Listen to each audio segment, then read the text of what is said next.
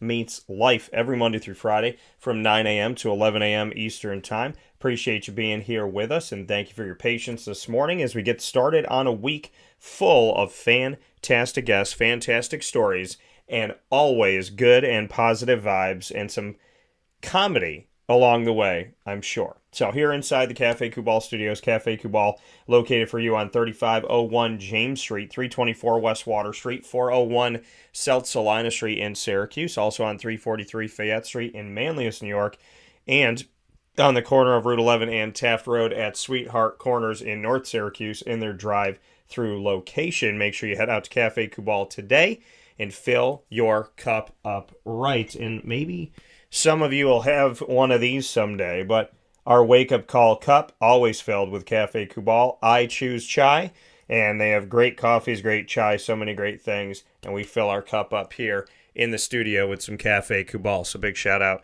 to Matt Goddard and the team for that. Inside of MonPawsPopcorn.com's What's Poppin', very happy today to bring you a trio of wonderful, wonderful guests and head coaches in our community of the greater world of college basketball. Bethann Shapiro-Ord is going to be joining us from the Binghamton Bearcats as the women's basketball head coach in just a few minutes, around 9:15 a.m. Eastern Time, followed by at 9:45 a.m. Eastern Time, Gabby Holko, Susquehanna Riverhawks women's basketball head coach in Pennsylvania, and then we'll stay in Pennsylvania to be joined at 10:15 a.m. Eastern Time from Caitlin Hadzimichalis, a.k.a. Hodge, will be joining us here at 10:15 a.m. Eastern Time from King's College of Pennsylvania as the Monarchs women's basketball head coach. Three fantastic ladies, friends of mine, Bethann, Gabby, and Caitlin. Can't wait to have them on the show in just a little bit here. We want to thank you for tuning in to Wake Up Call with Dan Tortora from wherever you are in central and upstate New York, around the country, and around the entire globe. As we spin around the sun, you have the opportunity to listen to Wake Up Call with Dan Tortora from anywhere by going to youtube.com, facebook.com, and mixlr.com, all / Wake Up Call DT. So however you're tuning into the show, I thank you so much for being a part of it here on Wake Up Call with Dan Tortora, where sports meets life. You can also get us by going to facebook.com / live now DT, and by going to wakeupcalldt.com's homepage. So however you're connecting with us, thank you so much for being a part of Wake Up Call, where sports meets that thing called life. I can't thank you enough for your support, your dedication to the show, just by simply turning us on every single Monday through Friday from 9 a.m. to 11 a.m. Eastern Time. And, of course, for our special engagement broadcast that we do in the community outside of our morning hours. So you get to connect with us in a lot of different ways on Wake Up Call with Dan Tortora, and I appreciate every way that you do. It goes truly means a lot to me, and I appreciate it more than I can tell you. So thank you so much for your love and for your positivity and for just being with us here on Wake Up Call with Dan Tortora, where sports meets life. Like I said, it means so very much to me and to all of our great partners. So thank you for listening, thank you for watching, and thank you for being here on Wake Up Call with Dan Tortora, where sports meets life. I think it's important this morning, before we get started with our conversations, to get you caught up on the fact that Jim Boeheim said more things, and he's out there just saying stuff, and so we're going to talk about it here on Wake Up Call with Dan Tortora, where sports meets that thing called life. And so we're going to get into what he said, and as well as some remarks on that, because apparently he wanted to clarify some things that he said. So we're going to get into that, as we were emailed from Syracuse University this morning a statement from Jim Boeheim. So Jim had stated that there were teams in the ACC that were buying their players, and this morning there's a statement that comes from Jim Boeheim, and I want to read it to you. We literally just received it within the last minute. Quote, "I would like to clarify remarks I made in a conversation I had with a media member following our game on Saturday evening. I apologize to the schools I mentioned. I believe the ACC member institutions are in compliance with NCAA rules governing name, image, and likeness, NIL. It was not my intention to imply otherwise. So, and I mean, he named out schools specifically. So he named out Pittsburgh, Wake Forest, and Miami. Jim Boeheim, the head coach of Syracuse of 47 years, has said this morning, I would like to clarify remarks I made in a conversation I had with a media member following our game on Saturday evening. I apologize to the schools I mentioned. I believe the ACC member institutions are in compliance with NCAA rules governing name, image, and likeness, NIL. It was not my intention to imply otherwise. And that, once again, is from Jim Boeheim. And I am currently sharing that on my social media so that you all have that here and you can read it yourself and share it and all that good stuff. But yes, so Jim Boeheim this morning clarifying remarks that he made that teams such as Pittsburgh, Wake Forest, and Miami were essentially buying their teams. So this is an update on Syracuse Orange head coach Jim Boeheim's comments regarding ACC schools. And you can read it right here. So it's going up right now on our Facebook, our Twitter, and our Instagram. Facebook is they're all right here on the screen for you, at Wake Up Call DT for Facebook, at Call DT for Twitter, and at Wake Up Call _DT for Instagram. So you can get this right now, instantaneously. As I just reported what was sent over to us, I am now sending it out to the world so that you all have it and you can read it at your leisure. It's it's a simple statement, but essentially it's Jim Boeheim backpedaling in a big way and saying, I didn't mean to imply, even though he very much implied, I think I mean, he stated specific teams, but we've seen coaches do this before, right? Nick Saban said, "Oh, I didn't call out any specific teams," and it's like, Nick, you literally said he said the names of schools, but sometimes you got to just come out and give your thoughts and opinions and apologize and tell the truth, right?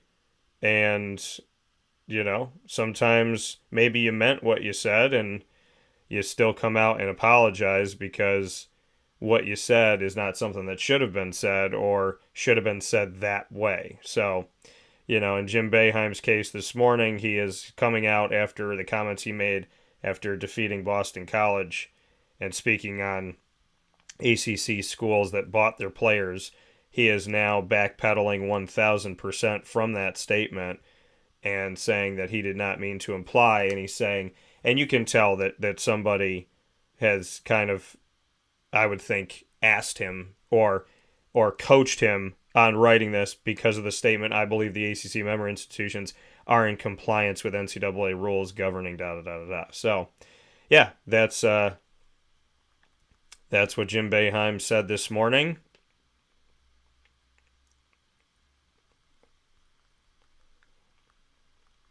After calling out ACC schools. So it is here for you to read. You can check it out, like I said, on our social media. But yeah, I mean, listen, Jim Boeheim said a lot of things over a long period of time, and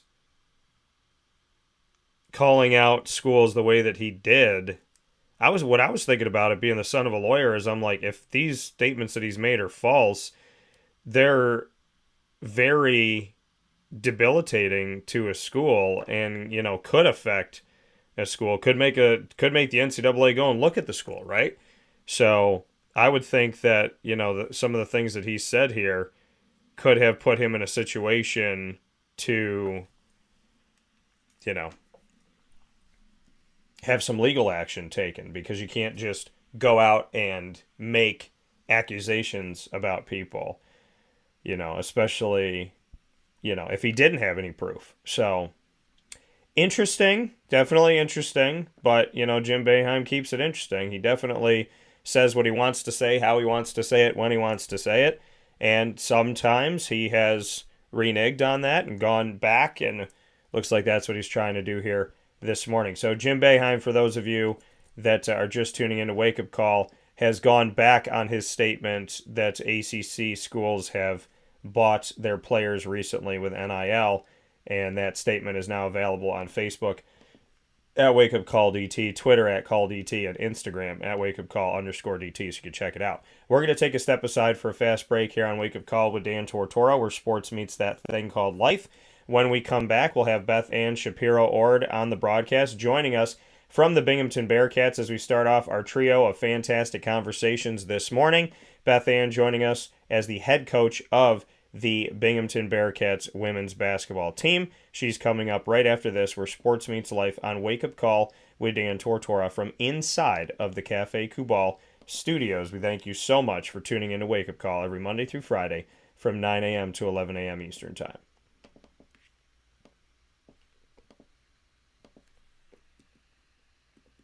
Carvel DeWitt, it's what happy tastes like. Do you know why? Because we make ice cream. Creamy, rich, flavorful ice cream. Not yogurt or iced milk like some of our competitors. Ice cream. Fresh, by hand, daily. For the calorie conscious, we have something new for you. Our new Carvelite. Same great flavor, creaminess, and texture of our regular ice cream with only 35 calories an ounce. So whether you want an ice cream cake, flying saucer, dasher, carvalanche, hard or soft ice cream, we will satisfy your craving with our fresh, handmade regular or new Carvelite ice cream. Carvel DeWitt. It's what happy tastes like.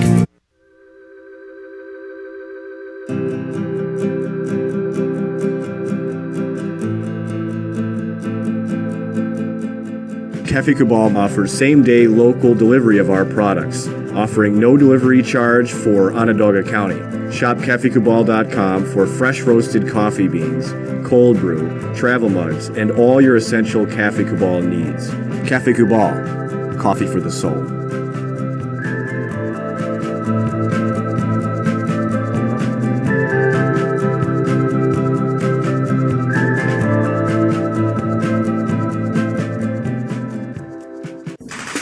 The Wildcat Sports Pub in Camillus, New York is located on 3680 Milton Avenue in the Home Depot Plaza. It is your family-friendly sports bar and restaurant. Folks, some sports bars aren't family-friendly. Some family-friendly restaurants are not sports bars. The Wildcat Sports Pub in Camillus, New York is proud to be both.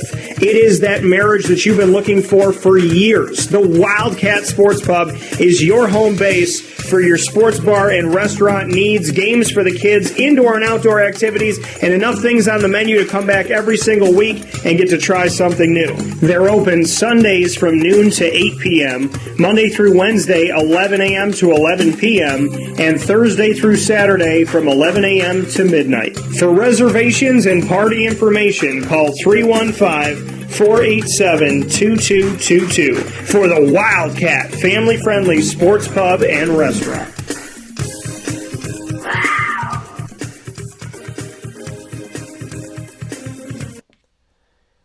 Welcome back here to Wake Up Call with Dan Tortora inside of the Cafe Kubal studios, hanging out with you where sports truly meets that thing called life. Cafe Kubal, 3501 James Street, 324 West Water Street, 401 South Salina Street in Syracuse. And, of course, you can find them on the corner of Route 11 and Taft Road at Sweetheart Corners in their drive-thru location, and on 343 Fayette Street in Manlius, New York. With that being said, the first of our trio of guests to start off this first full week of February, say that 10 times fast, we have Bethann Shapiro-Ord here with us, the Binghamton Bearcats women's basketball head coach, a good friend, and somebody I always appreciate having on the show. Let's bring her in. Bethann, how are we doing this morning?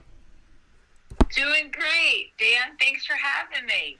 Absolutely. So, yeah, I mean, happy to be here with you. We're in February. It's, you know, I think to a basketball coach, obviously every moment is crunch time, but you get to the nitty gritty here where you really get to understand your team and who they are and what they're about. So at this point in the season, comparative to October, November, what do you know now that maybe you didn't have before?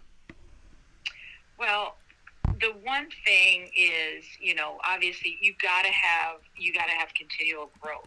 And October, November, you know, we were still molding. We were still trying to figure out, you know, our way. I don't want to say our way, but like kind of like just like our identity, I knew our team was close. July was awesome, having them in the summer and having those new freshmen, the 4 new freshmen, the 2 transfers, really blend in and have that team chemistry. But it has grown. And our team, it is moving, I tell them all the time, like, just progress, good progress is progress, and 1% better, 2% better every day. You get better. And I feel like we are. And late at this part in the season, February is huge. February, March is getting you ready for, it's tournament. We're figuring out where we're going to be in the conference. And they picked us, I thought, pretty low, but that's okay. I like that. But we have been moving up, and we're still in that middle mix. But we've been really blending together really well, and it's not just one player.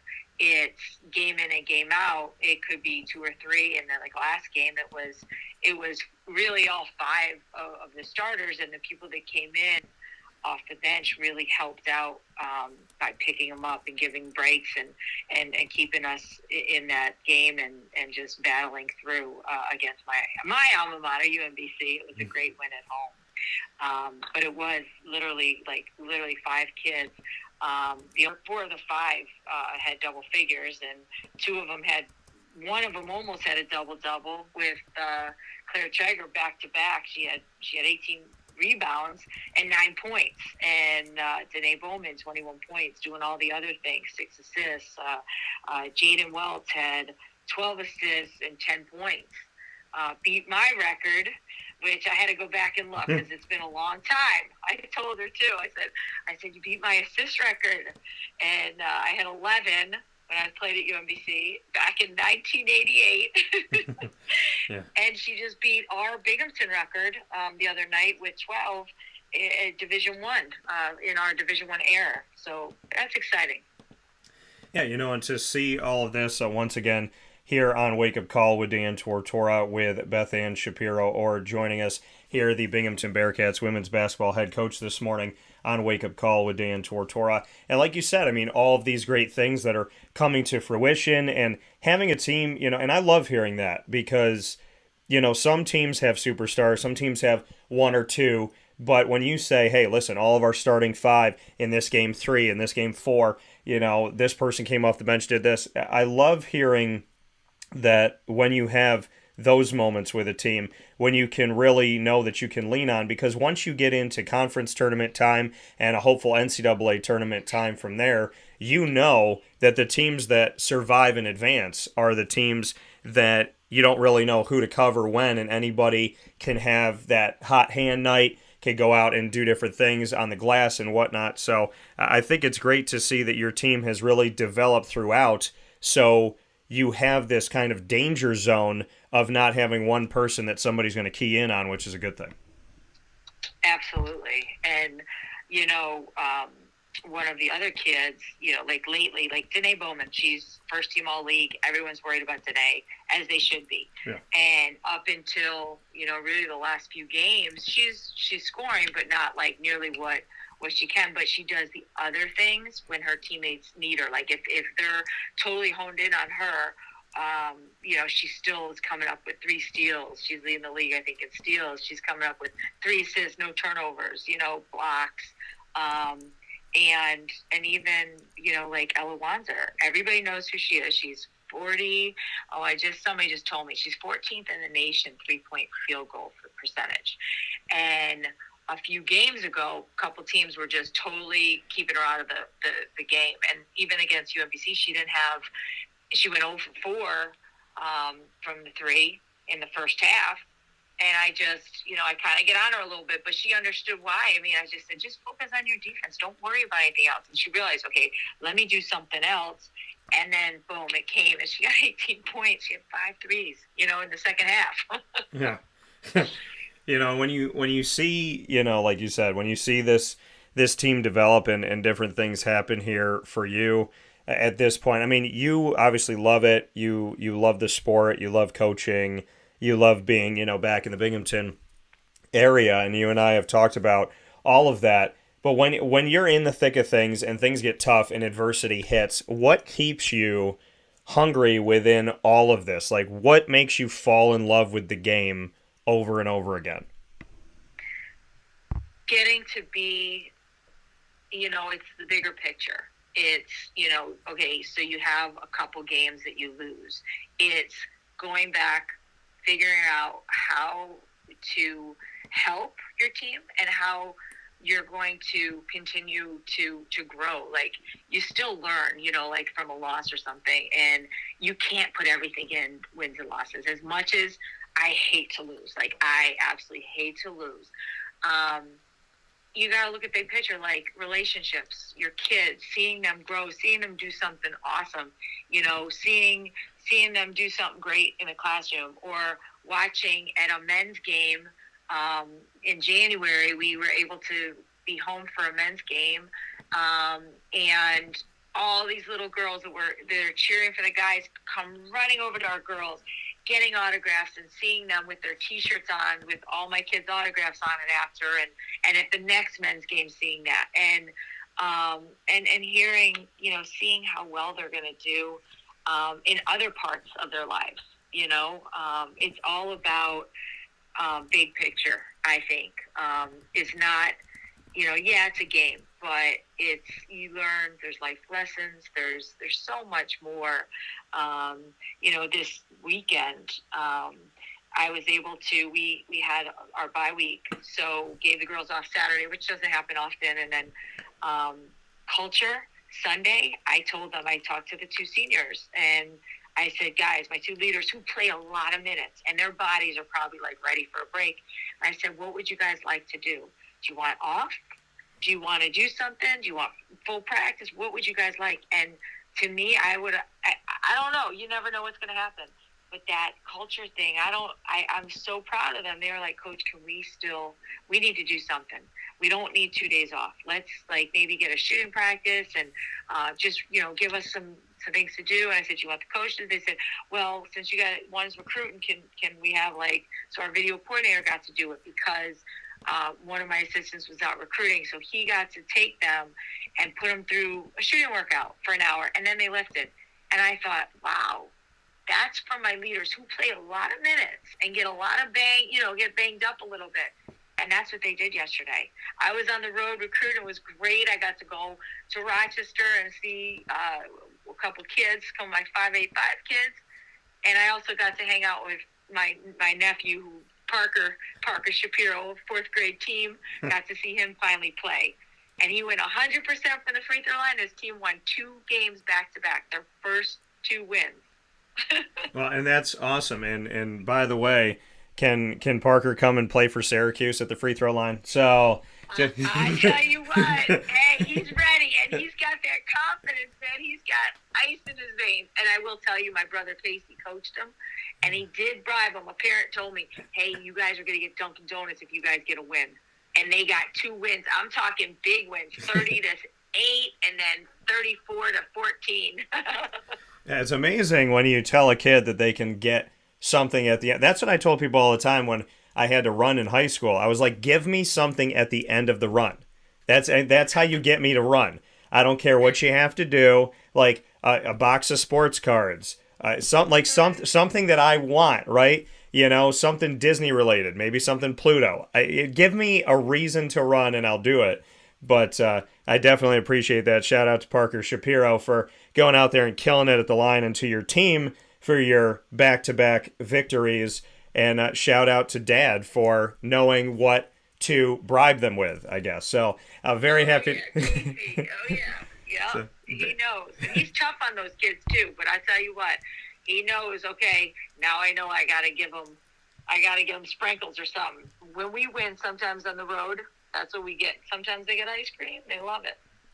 Yeah. Well, you know what? Listen, it's and nobody's ever too old for it. I realize there's a reason why they put balloons on cars at dealerships, and there's a reason why, there's never been a time, 37 years old, and if I'm driving around my mom and we're spending the day together and she goes, hey, you want an ice cream? I think I want a twist. The 3-year-old inside of me is like, heck yeah, I want an ice cream. So, yeah. There's never a bad time. Sprinkles are always a must. So definitely appreciate it. Here with Bethann Shapiro-Ord, the head coach of the Binghamton Bearcats women's basketball team. They're 12-11 overall at the time that we're talking, 5-5 in conference. And with the games that you have left in the regular season, Bethann, you will be playing NJIT, Maine, Vermont, and UAlbany, which are all teams that are above you in the conference standings. So obviously we know every game is crucial, but knowing that you have the opportunity to take a shot at NJIT, which could move you up, and depending on what happens with UMBC, there's still an opportunity to have some wiggle room, and you're playing the top 3 teams in the conference standings before the end of the season. Just bring me into your thoughts on that. Absolutely. Well, first and foremost, we have New Hampshire, who is playing much better. I mean, they were tough at their place. They got a couple transfers in from overseas. They've been shorthanded all season, but they've been playing really well. So that's who I'm focused on right now is UNH. But with that being said, yes, we do have an opportunity again. They're on the road, these games, and here they all 3 were very close. The Albany, or NJIT, and the main games. I mean, it was 3-4 points, all 3, and we just came up short. But I also think our kids I think they're really playing well right now, and they're playing together. And I think we take one game at a time. But I think we're in a spot where we're going to we have an opportunity to control our own destiny by just staying the course and getting better every game, Yeah, and you brought up the fact that your alma mater, where you were a starter from 86 to 89, you brought up the UMBC victory that you just had. I know that you are the Binghamton Bearcats head coach, and so getting that victory is important in the here and now, but there's nostalgia of playing for UMBC. Do you feel any of that before a game or after a game of saying, like, hey, this is my alma mater, this is my school, and then knowing at the same time that you're the adversary now to UMBC and you have to, obviously win this game and move forward? Do you feel a sense of any of that and appreciation for UMBC? I mean, how do you kind of look at it? Because I feel like an alma mater is always going to have that special connection to you. And then at the same time, as sweet as you are, Bethann, you're a cold-faced killer when you're out there playing, coaching the game. So what is the experience like in that case? Well, of course, your alma mater is your alma mater. So you always have them in the back of your heart. But with them, welcome here to Wake Up Call with Dan Tortora, inside of the Cafe Kubal Studios, hanging out with you where sports meets life every Monday through Friday from 9 a.m. to 11 a.m. East. I was not happy, I was pretty mad about it. Not in front of my kids or anything, but in my, to myself, I was like, dang it, and that's what made it sweeter here, to get that win. I'm all about the here and now, and I'm not that, I want to win. The best part is when my teammates, the memories though come up, the bus rides, the things that my relationships with my teammates, and I still, because of that game was on the same night, one of my college teammates who they usually all come to that game, but, Angel Reese, my college teammate, right now her daughter, Angel at LSU, and her sons at Maryland, Julian, they had a game the same night against UMBC at Maryland. So that's where they all went. So I was like, you guys didn't show up for me. So that's why we lost. but I was just giving them grief. But I get it. It is her son, so I understand.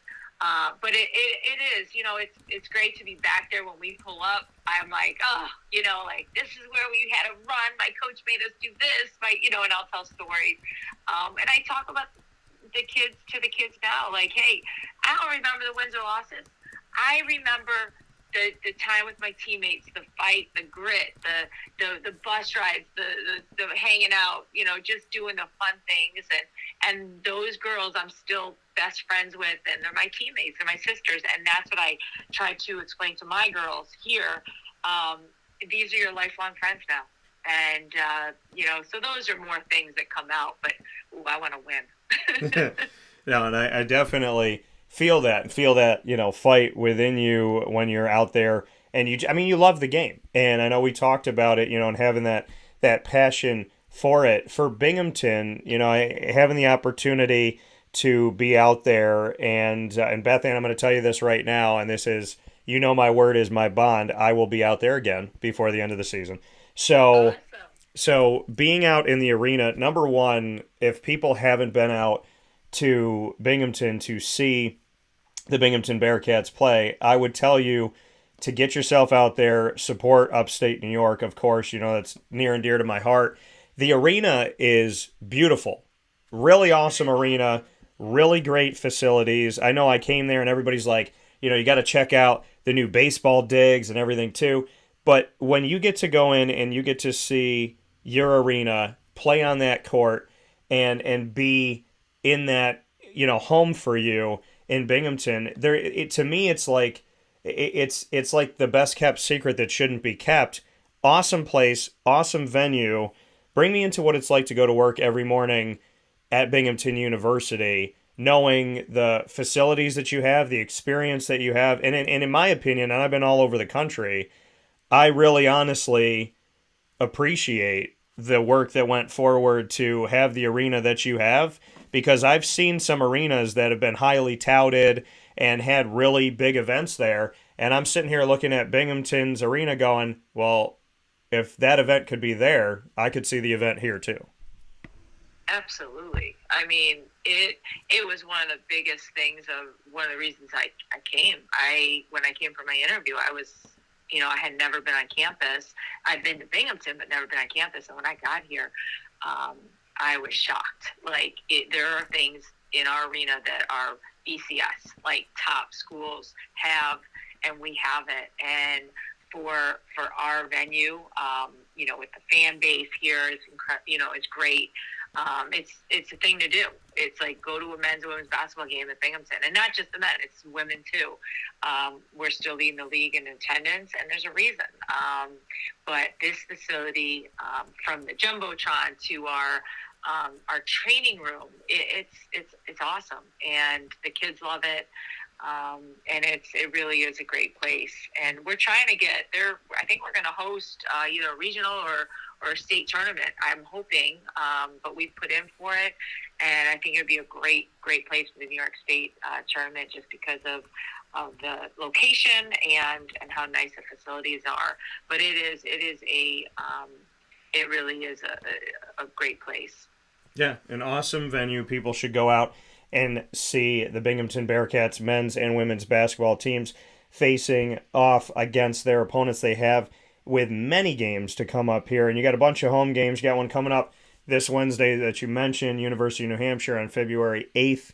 Also a game against UAlbany that will be on the road there in the AEC, but not too far away. And then you'll be home for University of Massachusetts Lowell and University of Vermont. So a lot of great games coming up in the Binghamton Vestal area. Final note for you, Bethann, as you look at the America East and you look at what's to come here in conference play in the conference tournament, where you currently sit at right now, like you said, they picked you to finish probably, toward the bottom, as you had mentioned. And I've talked to other coaches in that situation. They love it. They love. My alma mater was picked last in men's basketball years ago with Enrico Mastriani as their head coach, and he put it in the locker room.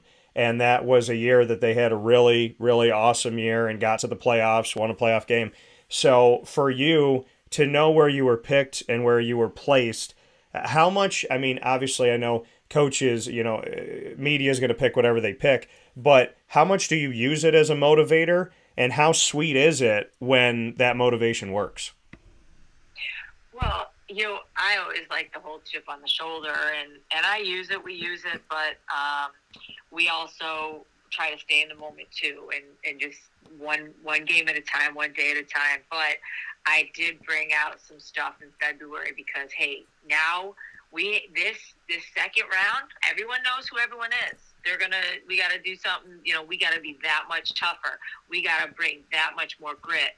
We have to, take it to another level, and not just one player. It's got to be all of us and in practice and everything. So we try to just keep talking about the moment and what we're about to, entail, day in and day out. And it starts like today at practice. We're going to go hard, and practice has been very competitive, and that's what you want as a head coach. That's what you got to have. Yeah, and you earlier on in the season, I know, in non-conference play, some coaches like to travel, test their team, and be in different places. Going down to Boca Raton, Florida, and playing FAU and Butler, despite those being losses, what did that do for your team? Number one, to in November be in a warm place, and at the same time to be able to get the experience against teams like FAU and Butler that you don't typically see. Well, it was great, yes, and I think you need a little vitamin D in your life, so we got some vitamin D, which was huge. It was a quick trip, but we did get a little vitamin D. But playing those teams and being really in those games and having them back-to-back, I thought was tremendous because it showed our girls, like, look, even though we didn't win those games, they didn't put their heads down. They said, okay, let's fight. Let's get better. Let's keep chugging along. And we know adjustments we had to make. And I thought they did a really good job of doing that, of next game, next day mentality, next play mentality. So I thought that really helped us. When you go somewhere and you go back-to-back losses when you could have maybe gotten one, but it's really close. I think that they could go either way, and I think the girls really did a good job of we got to get back to work and we got to get better. Yeah, and the team continues to move forward, 500 in the conference and above 500 overall. Bethann, as always, I appreciate your time. I appreciate what you do for Binghamton and for upstate New York, and for how you've always welcomed me in. So I look forward to seeing you soon, and obviously with all the upcoming games, I wish you all of the best, and definitely for the Bearcats moving forward here. But thank you to you and the student athletes and the hospitality when I was down there. Look forward to it again, and like I said, I appreciate you being one of the leaders in our community very much so. Oh, thank you, Dan, and thanks for having me on. Absolutely. And we got some words coming in here too. Got to let you know that talking about how great the facilities are from people in the community. So they are echoing and seconding what we're saying here this morning as far as D1 facilities. So a lot of love out there in the community for you, and I hope that it continues. Get yourself out to the games, folks, in Binghamton to see these Bearcats and support your local university. As always, Bethann, I hope you have a fantastic day, and I look forward to talking with you soon. Thank you, Dan, and look forward to having you back here. All right, sounds good. Take care. All right. See you. That coming from Bethann Shapiro-Ord one more time on Wake Up Call with Dan Tortora, where sports truly meets that thing called life. We're going to take a step aside, and when we come back around here, we will be, after this fast break, and you hear from our great partners in the community, you will have the opportunity to hear from one of my great friends who I'm very excited to have on the show, as always, as I will be joined by Gabby Holko, the Susquehanna Riverhawks women's basketball head coach, inside of MonPazPopcorn.com's What's Poppin', next up on the docket of a trio of fantastic coaches here in the Northeast and in general, in my opinion, will be joining me right after this. Gabby is next. A big thanks to Bethann Shapiro-Ord once again of the Binghamton Bearcats women's basketball as their head coach. And coming up next, Gabby Holko joins us on Wake Up Call with Dan Tortora inside of the Cafe Kubal studios.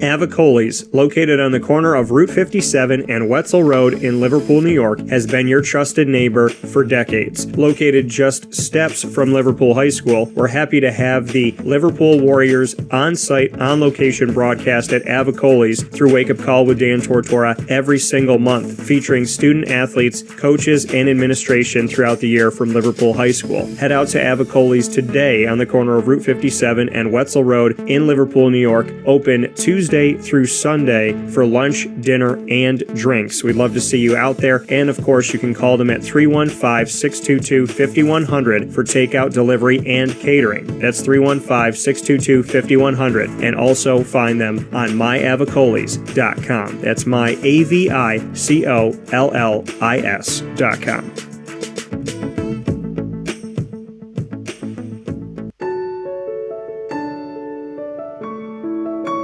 Having peace of mind when you're out of town that your furry-loving friend is safe and sound means taking them to Canine Campground, because we all know that when it comes to the love of our pets, it goes well beyond the call of duty to make sure they're safe and sound. Right, Lily?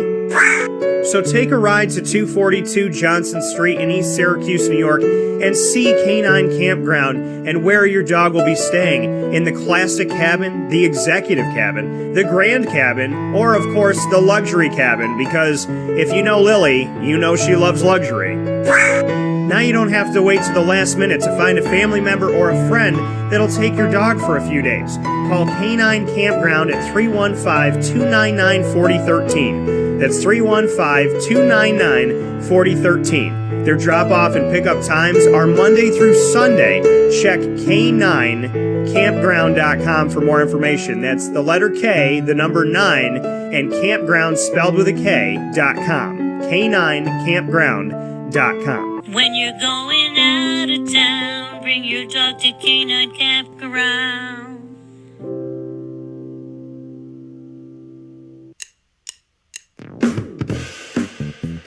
PB&J's Lunchbox, the food truck that you love finding all throughout central and upstate New York, now has a street-side cafe. So when you're craving their traditional favorites as well as their out-of-box amazing menu items, you can now head to 663 Old Liverpool Road in Liverpool, New York. Located just minutes from the highway, the Thruway, Destiny USA, and Onondaga Lake Parkway, PB&J's Lunchbox Street-Side Cafe is there for you Monday through Saturday from 9 a.m. to 7 p.m., serving breakfast, lunch, and dinner all throughout the day. Get breakfast for dinner, dinner for lunch, whatever you fancy, including their award-winning grilled peanut butter and jelly sandwich. Find them at 663 Old Liverpool Road in Liverpool, New York. PB&J's Lunchbox, where we love to know what's in your lunchbox.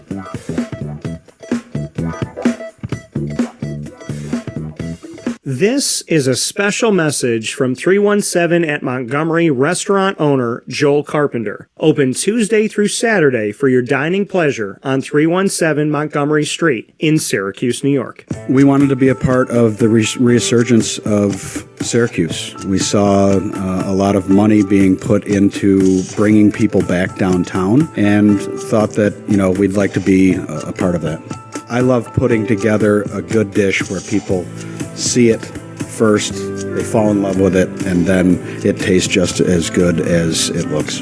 We want to provide the best food in Syracuse that we possibly can, and we want you to leave here talking to your family, your friends about what you had to eat first and foremost, but also our service, and to walk out feeling like you're part of our family. I work out in the front of the house a lot, and I love walking to every single table, asking them how everything is, and people looking at me and smiling and saying, this is the most amazing short rib I've ever had. This is the most amazing filet I've ever had. And Donna is great. Sarah's amazing. Thank you for coming over and talking to us. And then them just being truly happy for the experience that they've gotten. 317 at Montgomery Restaurant, part of the fabric of downtown Syracuse, located on 317 Montgomery Street in Syracuse, New York. Open Tuesday through Saturday for a unique and memorable dining experience.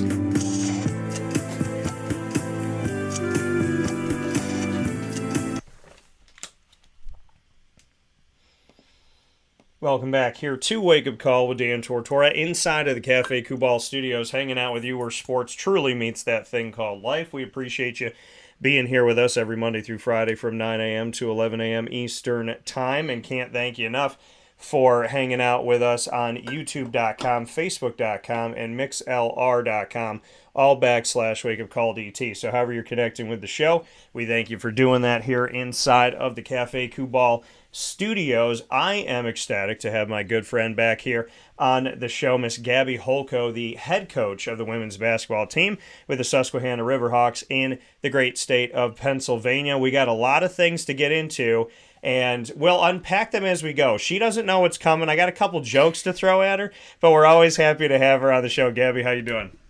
I'm doing well, Dan. How are you? I'm excited to kind of get back on the show with you. It's been some time, and I always love catching up with a good friend, so I'm excited. I appreciate that very much, and I'm happy to have you. I have to say this is my first one. So growing up in central New York, I only know one SU, but with Susquehanna, there's SU on everything, go SU. So it's kind of a two-parter. Does that SU stick, in your opinion, for Susquehanna? And the B part of that is, are you technically an SU fan in a way? So in that, you know where I stand in the ACC, so we don't even need to bring that up. But it definitely does stick. Obviously, you know your SU with Syracuse, and we are SU here at Susquehanna University. I think it does stick, and we everything that you see kind of coming from our communications, our sports information, it's all go Susque or go SU, and I think it does stick. And I guess if I have to say go SU, you can take it however you want. If some days you want it to stand for Syracuse University, I mean, we do have the orange color just as they do, but we got our maroon instead of that blue. I will tell you that your partner is very smart because she is always SU. So She is. My wife is definitely a diehard Syracuse men's basketball fan, and that is where we differ a ton, with me being a Blue Devil Duke fan. And I mean, the Blue Devils just picked up a big time win against, the UNC Tar Heels, so that was always a good one for me. yeah, and let's discuss that for a second here. No Coach K, and he seems to be yet another casualty of this new world of NIL and the transfer portal. We saw Roy Williams leave too, and coaches can kind of say what they want to say about it, but a lot of the old school coaches have backed away from the game. What is life like as a Duke fan without Coach K? It's different. I mean, it's definitely different. I think that he's a GOAT. I mean, he's one of the GOATs in coaching, and he's somebody that won a lot of basketball games, has a lot of respect for a lot of other coaches, a lot of players. It's definitely different not seeing him on the sideline, but I think the new era of Duke basketball with Shire, it's going well, and I think that obviously it's different for a lot of people. He's trying to make his own mark on things, and I think it's fun to kind of see what Duke men's basketball is going to be about. And it's great because both sides, both on the men and the women, and I'm not a big Duke women's basketball fan, but I'm a big Kara Lawson fan, and she's the new women's basketball coach at Duke, and they just had a big time win against Notre Dame yesterday, and we watched that game, and it's cool to see kind of new faces on the sidelines of a lot of these premier Division I basketball programs, and just to kind of see how they're going to make their mark in the ACC and in the NCAA. Yeah, so definitely, I just had to give the reality that you are an SU fan in some right of the world, in the word. So it makes me happy because I was going through kind of the history and stuff, and I was looking through, because I have a ton of pictures on my phone, and I'm like, I have stuff that I don't even know that I have. So I was flipping through saying I got to get rid of some of the stuff because my battery's been awful, and I came across the picture of when your wife at the time, girlfriend, was wearing the correct colors in the dome, and you were wearing the other colors in the dome, and we got to take, and you know what? I will say this. We had a great night. We had a great time. I'd love to do it again. Obviously, you both are two tremendous people that I'm always rooting for and happy to see, and just really good people. So it was a great event no matter what. But I will say that people, for the most part, were pretty nice to you in the dome. Yes. So yes, they were, and I'm used to that. I mean, Kaylin is a big Eagles fan, and I'm obviously a Steelers fan. So anytime we go to Philadelphia for Pittsburgh, Philadelphia matchup, whether it's the Pens, whether it's the Phillies and Pirates. I sometimes just wear Phillies gear for that because the Pirates, man, we got to figure it out. We got Kutchback, but I mean, they have not won in my lifetime. Well, we had one Bucktober, and I think it was when I was in college. But I've worn Steelers jerseys in the link, and everyone's like, "You're crazy for doing that." And I think for the most part, if you're just being a fan, and obviously you're going to get some kickback from people, and you're going to get some boos, but you gotta be able to welcome that. And I think I welcome the boos. If I know I'm going into somewhere like the Dome for a big time game, I mean, and it was I think it was the largest fan base that was in the Dome for that Duke-Syracuse game, and it was tremendous. The atmosphere was absolutely amazing, and I think you get your snarky comments from people, but I think it's all in fun, and everyone's just there to support the teams that they want to support, and it's a good time, and I just take everything and I smile and I just keep going. Yeah, no, it's definitely an experience to see Syracuse go up against Duke in these games. Gabby Holko here with us on Wake Up Call with Dan Tortora, Susquehanna Riverhawks women's basketball head coach, here with us live this morning inside of the Cafe Kubal studios. Gabby, let's get into the season for Susquehanna and just what your takeaways have been since leaving Marywood after a season there and bringing them to the postseason. You've been over at Susquehanna, took a great opportunity there, and have built something that you're really proud of. And I know that, and I know we've talked about it, off the air, a place that you're very happy to be in. So bring me into this specific season and what your takeaways have been up to this point. Yeah, absolutely. Coming into the season, we knew it was going to be almost as if we're in a rebuild year. We lost seven seniors last year in our 2021-2022 class, and it was almost about 70-75% of our scoring in that class that we lost. So we knew there were going to be roles that people had to step into that they were not used to. And we have a lot of new faces this year. I mean, in our starting lineup this year, we have 2 first years. Julia Roth, who is a guard/forward out of the Allentown, Pennsylvania area, and then Julia Pinkert, who is a freshman point guard out of Branchburg, New Jersey, and then we have Kenzie Salvaggi, who is also from New Jersey. She is a sophomore for our program, but didn't get a ton of minutes last year. And then we have a returner, Caitlin Lynch, who was a starter for us last year as a junior, and this year as a senior, she has stepped into big time scoring roles, and she's been able to be our leading scorer this year. And I will say the biggest takeaway from this year is we are very, very talented when we're consistent. And the consistency aspect for us has been a little bit difficult. We've had an up and down year. We're 8-13 as of right now, 3-7, 8-13 overall, and then 3-7 in conference. And we just had a big time win this past Saturday. It was our alumni day, and we welcomed Drew University, who was currently in the 4 spot in our landmark conference. And we talked to the girls about just being in the moment and just taking care of the opponent in front of us, and not looking ahead. And this hasn't been the season record-wise that we have wanted, but these kids have grown in areas that I don't even think that they understand or they see. But it was a great win for us on our home floor with a packed gymnasium. I mean, we get a ton of support here at SU, and especially by having all the alums back, both men and women. It was a really good win. We won by 22. We put up 85 points, which is the most that we have had in all year. We shot for a game 59.6% from the field. We were 34 of 57, and we had 28 assists on those 34 baskets. So 6 buckets were the only ones that were unassisted, and that's something that as a coach, I think I'm more proud about that because we were playing team basketball. But this group is special, and as it doesn't show in our record right now, the talent that we have within our gym is unstoppable, and I'm excited for these next couple games that we have up. I mean, we have 4 games right now in the regular season up, and there's still a lot of basketball to be played, and there's still a lot of chances for us to kind of squeak into that fourth playoff spot. And obviously, there's other things that kind of have to happen, but I think big takeaways is being able to be where our feet are, and to just kind of look right ahead at what we have in front of us and not try to get ahead of ourselves too much, and just kind of developing and just really getting our younger kids the experience and the college basketball that they need. It's very different from high school. So it's been a learning process for us this year. And even for myself, I think a big time thing that I've heard, and I've talked with our men's coach about this, is just you learn a lot from when you're having a down year. I think I'm learning more right now than I did when we were having our most successful season my first year here. I think that's just it's a part of the process, and we got to understand that this is year 4 of our coaching staff, third season because we had one season canceled due to COVID, and it's just going to be a process. But I'm excited for what this journey ahead kind of has for us. And you mentioned it, 4 years in for your coaching staff, 3 with the COVID year taking things away, especially with a lot of schools in Division III.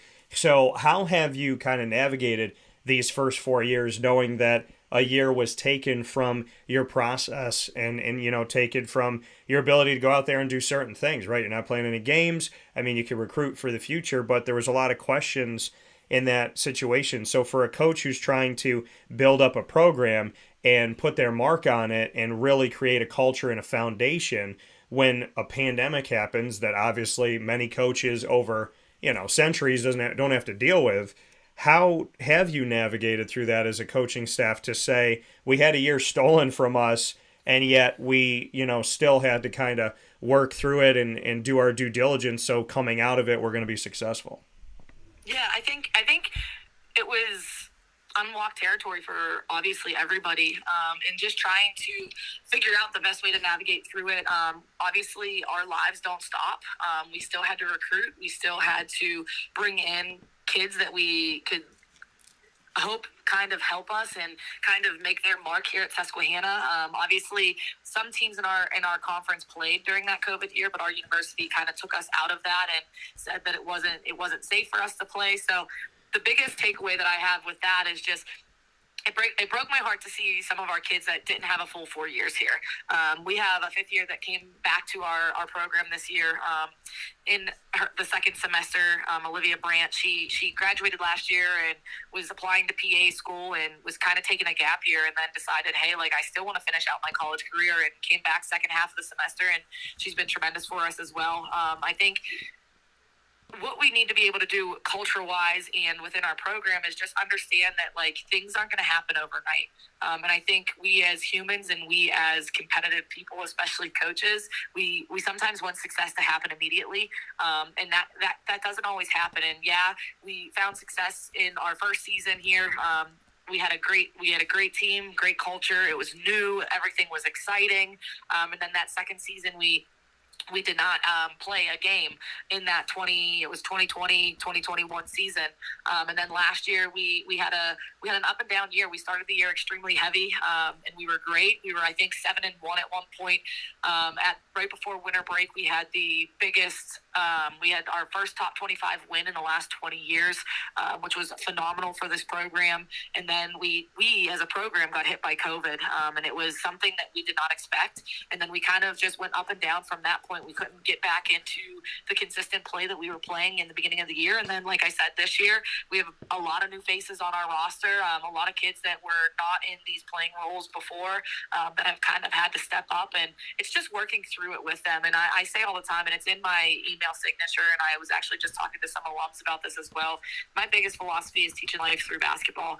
I think a big enough self, but for a lot of our players, there's not a lot of them going into coaching, and they're going into different fields, the medical field, sales, just corporate America and finance. And it's we want to help them be successful. And I think that's a big thing with our culture is we teach them how to have hard conversations. And I'm not a coach that if you want to come in and talk about playing time, let's do it. Let's have that hard conversation. And just it might be something that you might not want to hear, but let's work through it, because when you are in that real world and you have to have that issue with your boss or with a coworker, it's not going to just get ignored. You have to be able to kind of work it out and have communication, and it has to be consistent.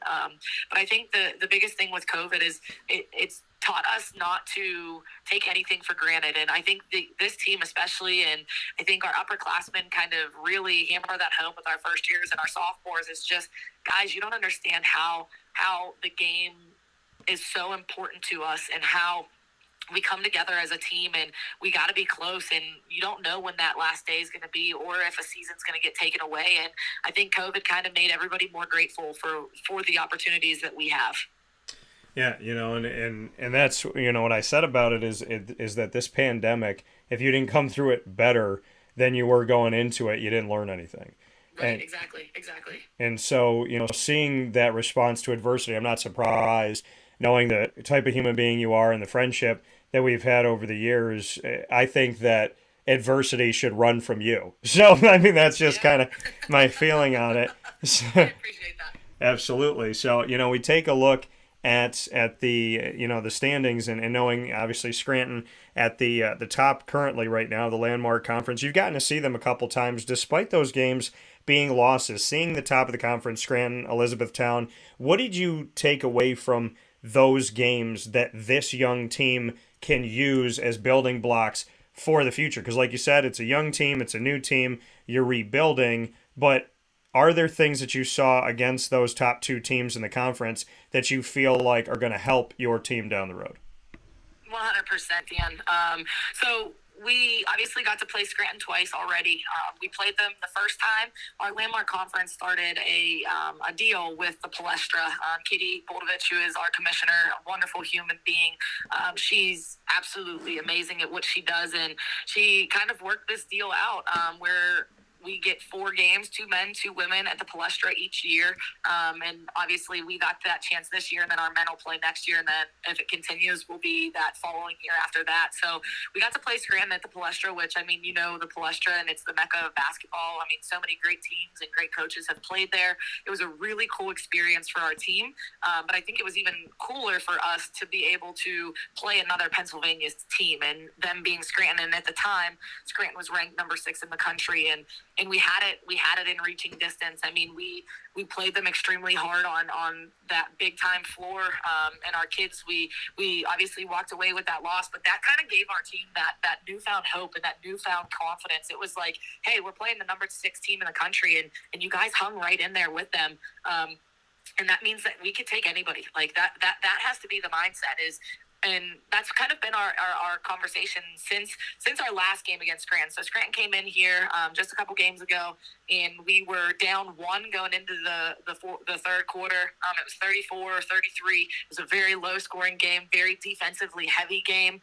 And then we were within 7, I believe, with 4 minutes to go in the fourth, and it was right there. And that's where it's like we just needed that one big-time stop or that one big-time bucket to kind of keep us going. But sometimes that happens with a younger team is we have those moments in a reaching distance, and we just couldn't capitalize, and we couldn't just grab it and take it.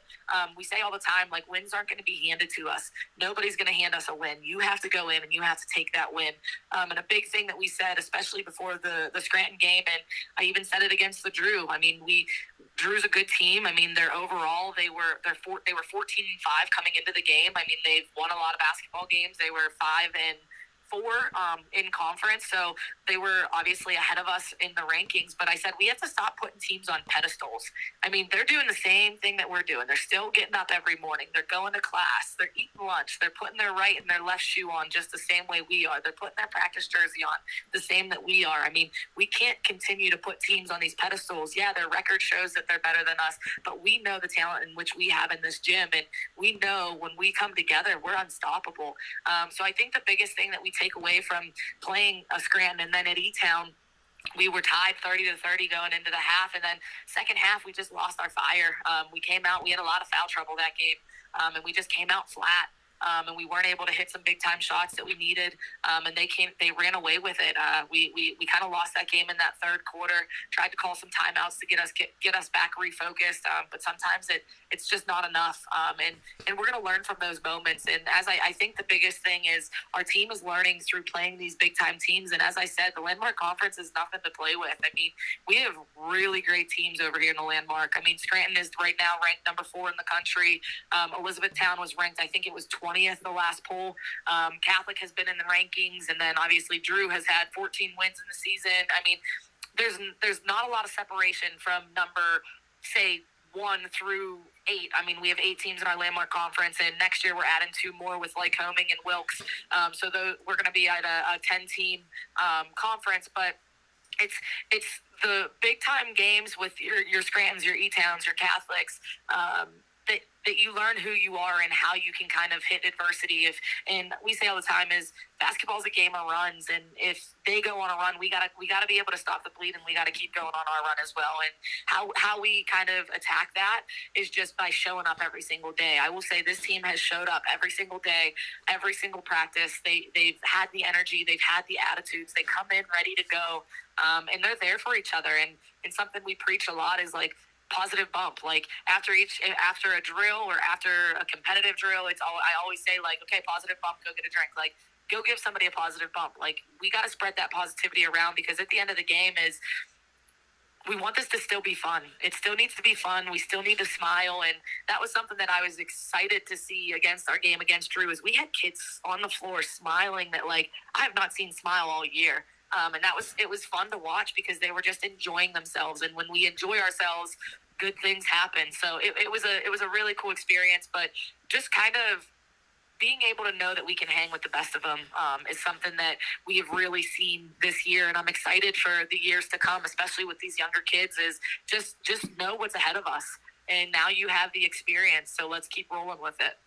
Yeah, and like you said, having fun, going out there, realizing, like you said, the ball's going to stop bouncing at some point, so you want to take in every moment. I still sit back and think about my high school days of playing, and I think about the games that we had and the teammates that I had. I mean, I can think of my teammates quicker than I can think of people I went to high school with. Like it's like second nature. Maybe like, oh yeah, we had Ryan, we had Greg, we had James, we had Casey. Like it's Matt. It was easy for me because those moments were some of the best moments of my life and of playing the game that I love. So I definitely can appreciate that.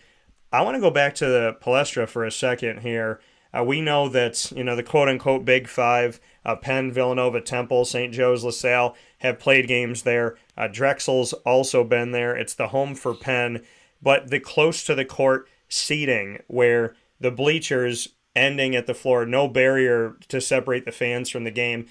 I feel like you like the Palestra because you're a Duke fan. So because Cameron Indoor, everybody's on top of each other. But, let's get into the Palestra a little bit deeper, because if nobody's been, like if you haven't been there, for those of you that are watching and listening around the world, if you just go look up pictures, Google Palestra, just check it out. This experience of being in an arena where the fans are breathing on the players and the game and the coaches and the refs, just what it was like for you to be there and experience what they call the cathedral of college basketball. Yeah, it was awesome.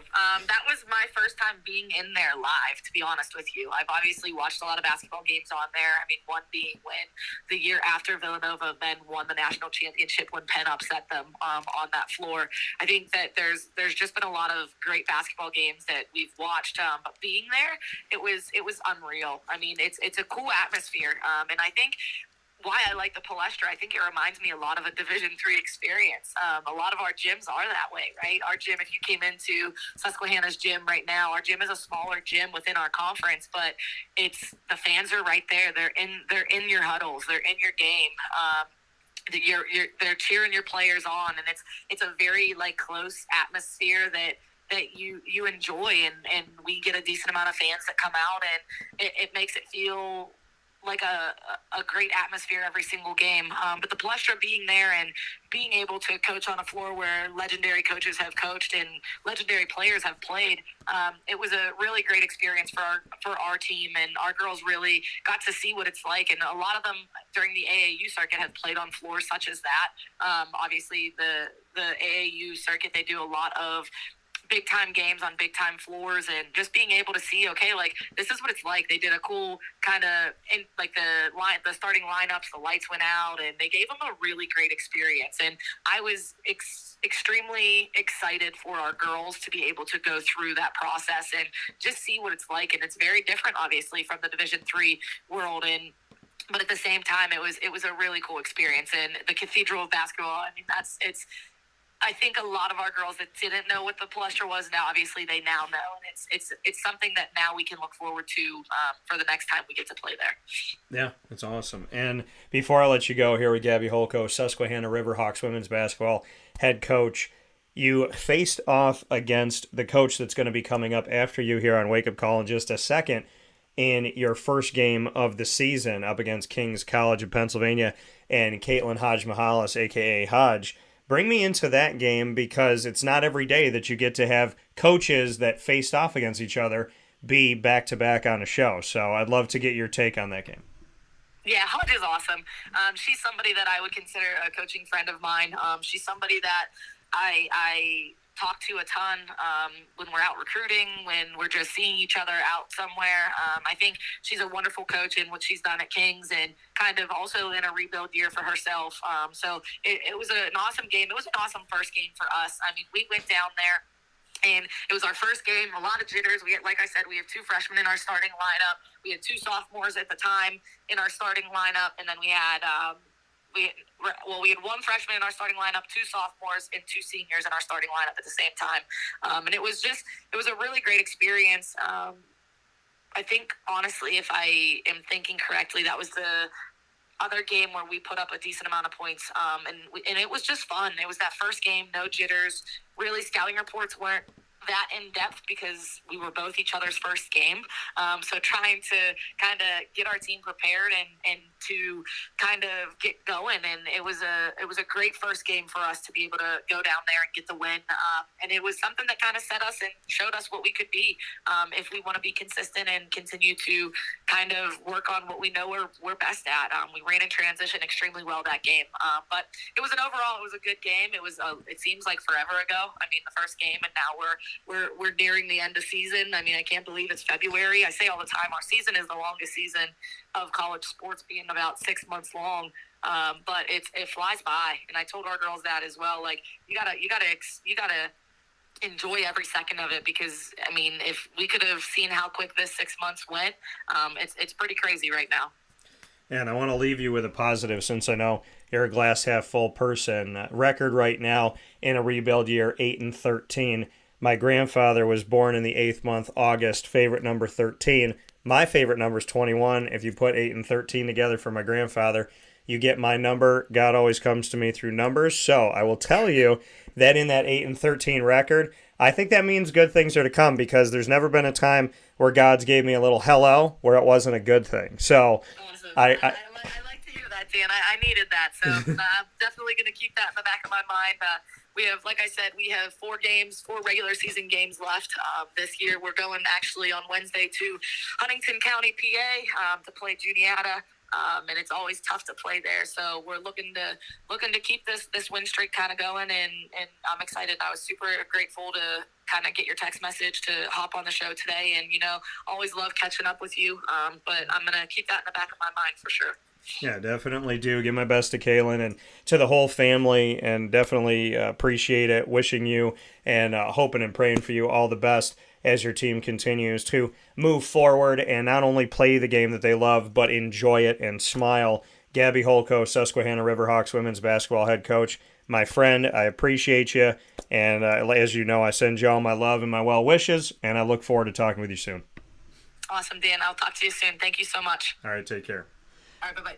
That coming from Gabby Holko once again here on Wake Up Call with Dan Tortora. Always appreciate just having great people. God has put me in a place where not only do I get to do what I love and love what I do, but I get to meet great people doing it. And that's what makes it so much even better than what you could imagine, right? You live your dreams and it's great, but when you bear fruit, right? When you get to build relationships with people and connections, they're not just coaches, they're not just players, they're not just officials and GMs and presidents and ADs and so on and so forth, but they're friends. And, Bethann, who you heard from Binghamton, Gabby, who you heard from Susquehanna, 2 really awesome friends of mine. And coming up next, I have yet another, Caitlin Hadzimichalis, a.k.a. Hodge, and she will be joining me on Wake Up Call right after this. to start off your week here where sports meets life. You are inside of the Cafe Kubal studios, and we'll be back inside Wake Up Call after these special messages from our fantastic partners in Central and Upstate New York.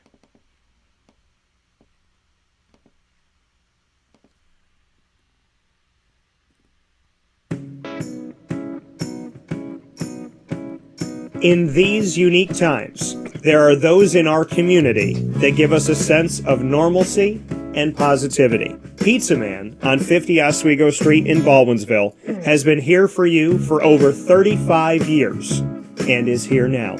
Call 315-638-1234 or order online at pizzamanbville.com to bring those familiar tastes into your home. And remember to come see our monthly on-site broadcasts centered around the community and our Baldwinsville Bees. Pizza Man in Baldwinsville. Any way you slice it, they are always here for you.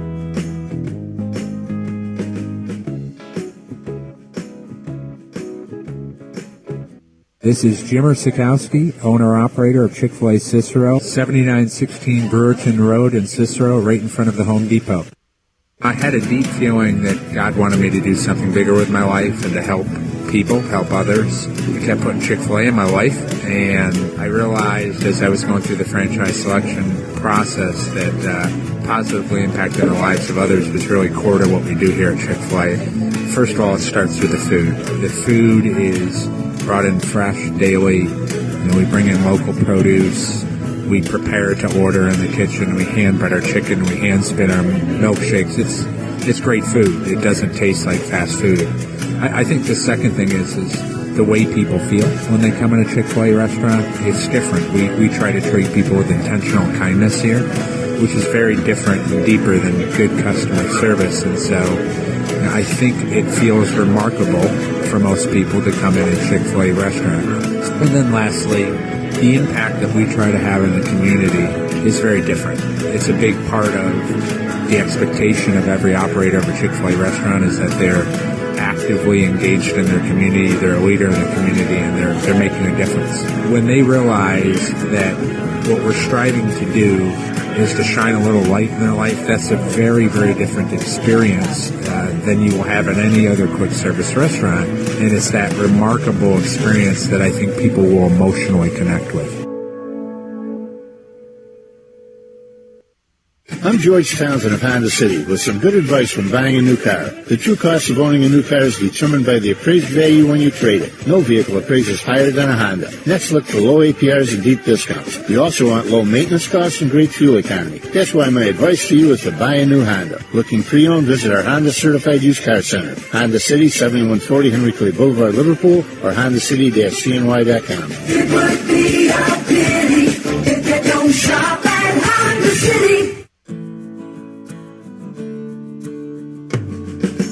Our corporate purpose at Chick-fil-A is to glorify God by being faithful stewards of all that's entrusted to us and to positively influence all those who come in contact with Chick-fil-A. And what became increasingly clear from our success in Cicero is that people love Chick-fil-A. And also, I think we recognized that, we had a great opportunity to grow the brand and grow our platform. I felt incredibly grateful when I was selected to be a Chick-fil-A operator.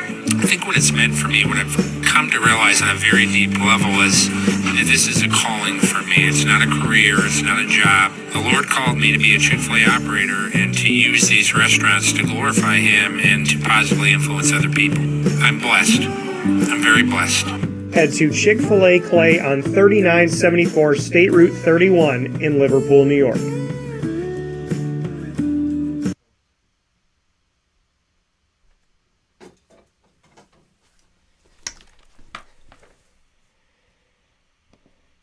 Welcome back here to Wake Up Call with Dan Tortora inside of the Cafe Kubal studios, hanging out with you where sports truly meets that thing called life. I hope you're having yourselves a fantastic morning, starting off your week. Some people are like, Dan, don't talk so loud. It's Monday. And listen, it's a broadcast. I could do what I want. I own my own business. If I want to shout at you, I'm going to do it. So I hope y'all are having yourselves a good morning. Wake up. It's Monday. Deal with it. I don't know why Monday got a bad rap. I feel like, I as a broadcaster would love to interview Monday.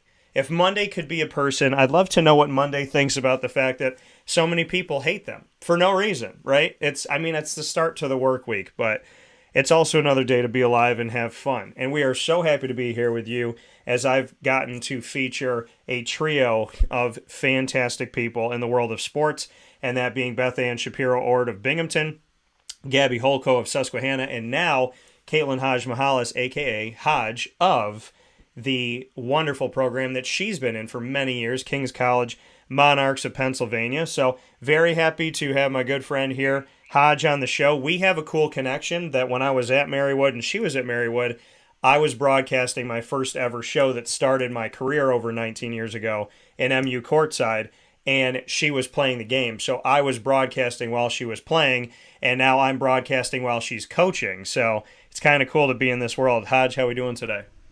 Doing well, Dan. Thanks. And happy. That was such a quick answer, you know? Don't treat me like the people that are in the press conferences. Let's try that again, Hodge. How are you doing today? I'm doing better now that I'm talking to you, man. There we go. Okay. There's got to be some love here, right? We've had a friendship for a long time. You and I, and it's funny. When I think about you, Hodge, I think about a couple things. Number one, I think about the fighter that you are. I think about the determination. And I also think about the fact that you and I are great at serial mashups. So, oh, heck yeah. So I got to tell you now that, you know, going through being sick the last couple of weeks, the doctor was like, you know, he took all this food away from me and all these things I'm not allowed to eat and whatnot. And he was like, think about grandma food. And I'm like, if I think about my grandmother's food, she ate donuts like all the time. So I was like, you know, so then he told me, he's like, you know, eat the soft stuff. I hope he's not listening. But, you know, so I've had applesauce and this, that, and whatever. But then I was like, you know what? I need to have some type of sweetness in my life that's still kind of healthy. So I just want you to know, I've been housing big old boxes of Frosted Flakes lately. And they have new Frosted Flakes called Pandora Flakes, and it's a connection to Avatar and Frosted Flakes. So it's got like blueberry like flavored stuff within it. So I just want you to know that my cereal game, even being sick, is still on point. Even better than when I was healthy, I think. So that's good. I would expect nothing less from you. I've been on a big chocolate peanut butter Cheerios kick. If you haven't had those, highly recommend. Yeah, you know, and you know, I think it's a sign of a good coach and overall a good person when they know how to mash up cereal. I think that that's the real deal here. Would you agree? It's true. It's how I judge people. So I can imagine. And you know what? And you should. My best mashup ever: Honey Nut Cheerios, Rice Krispies, Frosted Flakes. You can't go wrong. So You really can. So with that being said, Caitlin Hadzimichalis here with us this morning on Wake Up Call with Dan Tortora, King's College of Pennsylvania. Let's get this out of the way before we talk about your season. I'm sorry to put you on the spot, but you made me do it. And Hodge doesn't know that I'm going to do this, but I think that there was a friend that had the same name as you, I could be wrong, who promised me that I was going to have some really awesome Kings Monarch gear that I don't have yet. So I'm sorry to put you on the spot, but again, you put me in this place, and you're not the only one. DeAndre Smith, New York Giants running back coach, I put him on the spot for many years, and he came through for me down in Jacksonville. So I'm going to ask you, Hodge, where's my Monarch gear? I got to know. I thought I mailed you stuff. If not, I have it. You said you were small or medium, depending on what it was going on. I had a pair of shorts and a shirt, so I will get back on it then. All right. You know, I mean, listen. Somebody along the same name said did promise that. So, yeah, I got you. Yeah, because, you know, I mean, all I'm saying is you got a few more games to go in the regular season. If I'm going to watch and pay attention to these games, I feel like I should be dressed appropriately. I think that's a fair request. I think that's absolutely doable. So with that being said, let's hop into the season. We were talking about it off the air, and you know, obviously shared with me 10 freshmen on this team. So, you know, a year where you're looking to reload and reconfigure and whatnot. What has that experience been like for you when you have so many new faces? I mean, really, your team is 95% new. So when you see, 10 freshmen on a team and building this new era of your, women's basketball team at King's College, what has the experience been like and how has it challenged you?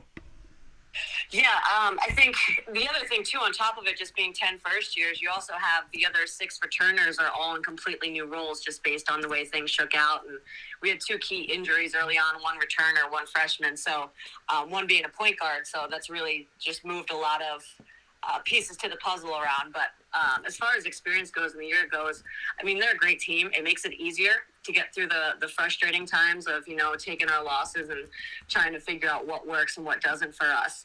But I think the nice part is we're starting to see all of that work pay off, because in the beginning you're teaching so much. Our staff is having to go all the way back down to the beginning of, why we do things, how we do things, what we call things, is different than what they all are used to in high school. So there's a lot of teaching every single day, so you're not playing as much.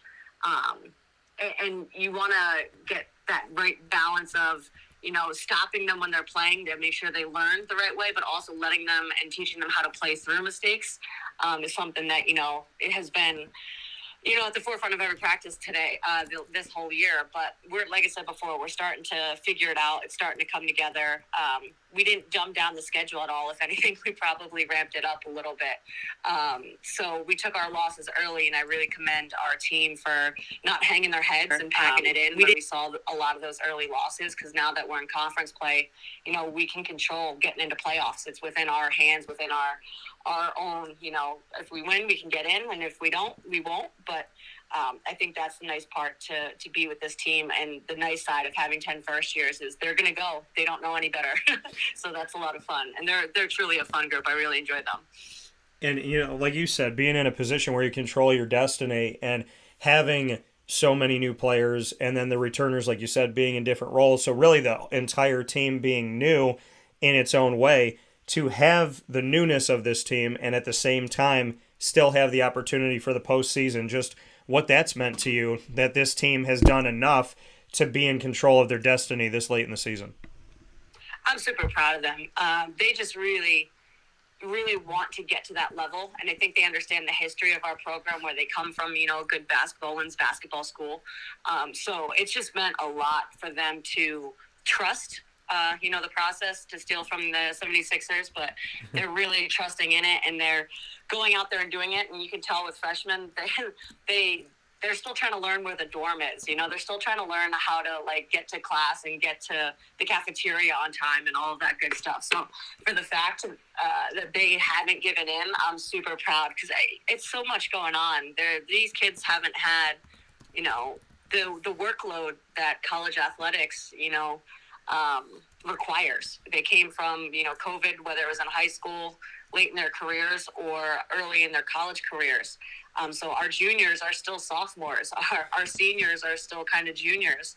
And with a huge gap in between, where they took basically 2 years off and then had to get back to it. So I know that's the same across the landscape for all of the college athletics that had stuff canceled with COVID. So I'm just super proud for them to keep fighting and try to learn what it is to get back to, the new normal of post-COVID, where it's not quite the same, but now it's the expectation to have a lot more on your plate, and there's a lot more freedom of choice. So for them to choose to keep coming back every day, to choose to keep working, to choose to, face those losses and keep working and buying in like I said, all I can say is I'm super proud. Yeah, and like you had made mention here with Caitlin Hadzimichalis, the head coach of the King's College of Pennsylvania Monarchs, a women's basketball team, of COVID and what it did to the landscape, what it did to careers, what it did to, just everybody having to not sit and wait, because as a coach you could continue to recruit and watch film and whatnot, but you're not playing these games, and there was a sense of loss throughout the world, and you experienced that in many ways as a coach. How, with you having, gotten a few years in at Kings, and one of those years and beyond that, having to deal with COVID and whatnot, how have you navigated an unprecedented world, which is very strange, and really, nobody knew what to do and how to deal with a pandemic in a technological age where so many of us, in this country are used to go, and basketball's a 24/7, 365-day-a-year sport for coaches and players and whatnot that are dedicated to it. So how have you navigated the waters, and what did it teach you to have something totally out of your control take something that you love? I think the biggest thing from a coaching standpoint that I put forward with the team is remembering that, there are things that you have to be responsible for, but you still got to have fun. When this stuff was so scary and unsure, I think a lot of people reevaluated what was necessary and what they were willing to put up with and what they weren't. So now that you get to a point where not everything is dictated. I mean, look at these kids. They were told when they could go to school, when they couldn't, when they could do this, where they could do that, how to do this. And now they get into college, and we all are thrown back into a world where we kind of have a little bit more freedom of choice. But to see that they're willing to stick to it when they realize, I don't have to anymore. So there's a lot on their plates, and understanding like it's my job to remind them of the fun part and remind them that it's okay to fail, to remind them that they get to make choices, but that doesn't mean they're free from consequences, good or bad. I think that's what's kind of made me reevaluate how we're approaching, every day with stuff. But we do so much more fun stuff now, just like Thursdays are half-court shot Thursdays, just to break some tension. Thursdays, middle of the week, you've already had, 2-3 practices and a game or two. So it's just remembering to have fun and remembering that the important part is now we are able to be together. So let's be together and let's enjoy it, but also let's work towards, a productive goal. Yeah, and having that, working toward a productive goal, working together, how have you seen the evolution of your team and all of these, new faces kind of come together? Are they ahead of schedule of what you had anticipated? I know you talked about being really proud of them, but from where you started to see the season to where you are now, deep into the season and heading toward a hopeful postseason, where has this team evolved and what have they shown you at this point? Sure. I honestly, they're a little behind what I thought we were going to do early on, but I think that's also when I thought we were going to have, our true point guard. But one of the cool things to see, like you're talking in terms of growth, is we then had to shove a non-point guard, someone obviously who's very capable to do it, but we gave her the ball. And you're talking about the growth timeline of things. The fact that she and I now have moments in games where she'll look over at me and we'll say the exact same thing at the exact same time. And it's not even like I'm calling a play and she's like, oh, we're going to run 42. It's not even that. It's like something happened in the game and we both look at each other and we say, well, what the heck was that, at the exact same time? So those are the cool moments to see them growing up, seeing them, getting on the same page as you, which you love from a point guard or anybody on your team. To that same player, we had a huge win over the weekend that we needed. And in a timeout, she's the one grabbing the clipboard and running it. So I think if you asked me in the beginning of the season when all that would have clicked, I would have thought sooner. But it's turning out, it's happening right on time. It's happening when it's supposed to happen because they're starting to take that ownership and they're starting to have that belief. So I think that's pretty much where I'm at with that, I would say. Yeah, and having that kind of telepathy with a player, for you, just go into that a little bit because, I know there's teammates that talk about that, but having that coach-player look at each other same time, same reaction, saw the same thing, thought the same thing, just what that experience is like and its uniqueness, because there's things in this world that cannot be explained, and one of them is when two people can think the exact same thing at the exact same time and have the exact same expression or reaction to it. So go a little bit deeper into that and the osmosis, so to speak, of that connection. Yeah, no, it gives me like goosebumps. It gives me chills when like it happens because of all that stuff you just said. And it's really neat because you have those struggles. Like before, this player and I have a great relationship. She's very upfront, comes into the office, and we can have those conversations where it's like, hey, this is what I need. And whether it's me saying that or more often than not, it's her saying that. It's such a cool, mature thing to be able to do that only makes it easier for me to do my job. So I think that just goes to show the trust we have in each other because there's so much going on in their lives that's not basketball. And I think that's where the trust comes, hopefully from our players, into me, where they realize, like, hey, if you just tell me, then I know and I can go from there. I'm not going to get all upset about something. Like, no, this is part of your life. I'm supposed to be enhancing your life, enhancing your college experience, enhancing what's going on. So when you get into being in the same like mind frame at the exact same time, like I said, it's straight chills. It's awesome. I have it with I had it with one of our other first year players. It's happened, during a game, just turns around and just looks at you and says exactly what you're thinking. You're like, wow, that's awesome. Like, that's the point of it. Like that, it goes up there. It's almost as good as a win, you know? And honestly, I think it's more so. It's more on that side it's not trying to catch up to the wins. The wins are trying to catch up to that feeling, because that makes me feel like, you know, all right, I'm doing something right. Yeah, you know, and having that connection is huge. And you being a former player, Hodge, when you have those connections, do you feel like through coaching you are, I mean, I know it's a different chapter of your life as a coach as opposed to a player, but building those bonds, those deep-rooted connections with your student athletes, do you feel like in a way you still have that connection to the court in its own uniqueness, so to speak? I try to. I think that's the one thing that I do flat out say to our players is I've been on a billion teams. It's not just basketball, you know, playing 3 sports through high school, 3 sports through college. I try to say, hey, I understand, you know, where that's going. And I try to still think of it through a player's mind of, all right, well, how would I react to this? Like I was always somebody who did not do well when I wasn't told like what to do, or that I was doing something right or doing something wrong. I always needed to know. So I try to hype everybody up and catch them doing right, or try to catch everybody whenever I can in the moment, because I thought of it as a player, like, no, I need to know right now, because otherwise I'm going to try to change. I was a people pleaser, so I wanted to do things right. So I try to do that with our players as much as possible. And I don't know if, you know, it helps or it doesn't, but it's so far getting us close to where we want to be. So we're going to try to keep rolling with that. Yeah, you know, we look at the time that we're talking here with Caitlin Hadzimichalis, the King's College of Pennsylvania Monarchs women's basketball head coach, and 7-15 overall, but 6 of your 7 wins have come in conference. And we all know, it comes down to conference. Those wins mean more because they can give you that postseason berth and that opportunity. With 6 of your 7 wins coming within the conference of the MAC Freedom, just bring me into that piece of it. That, yes, you know, the record, you'd like to be a little bit better, but at the same time, almost every single one of your wins has come in the MAC Freedom, which is still giving you an opportunity to have a berth in the postseason. Yeah, we joke about it. The record's not for me. Like, I don't care what my overall record is. I don't even know. If you ask me what my career record is, I don't know. And I really don't care, because it's not about me. So when we look at putting together our schedule, we don't go after teams that we can roll over or really going to give it to. We want to go after teams that challenge us. We want to go after teams that are going to get us ready for conference play, because we have 2 teams nationally ranked, you know, in the conference. Our conference is one that if you're winning and you're doing well, you can get in that large bid, you know, to go to the tournament. Obviously, we're not in that conversation now, but we're in such a good area for basketball in conference, in region.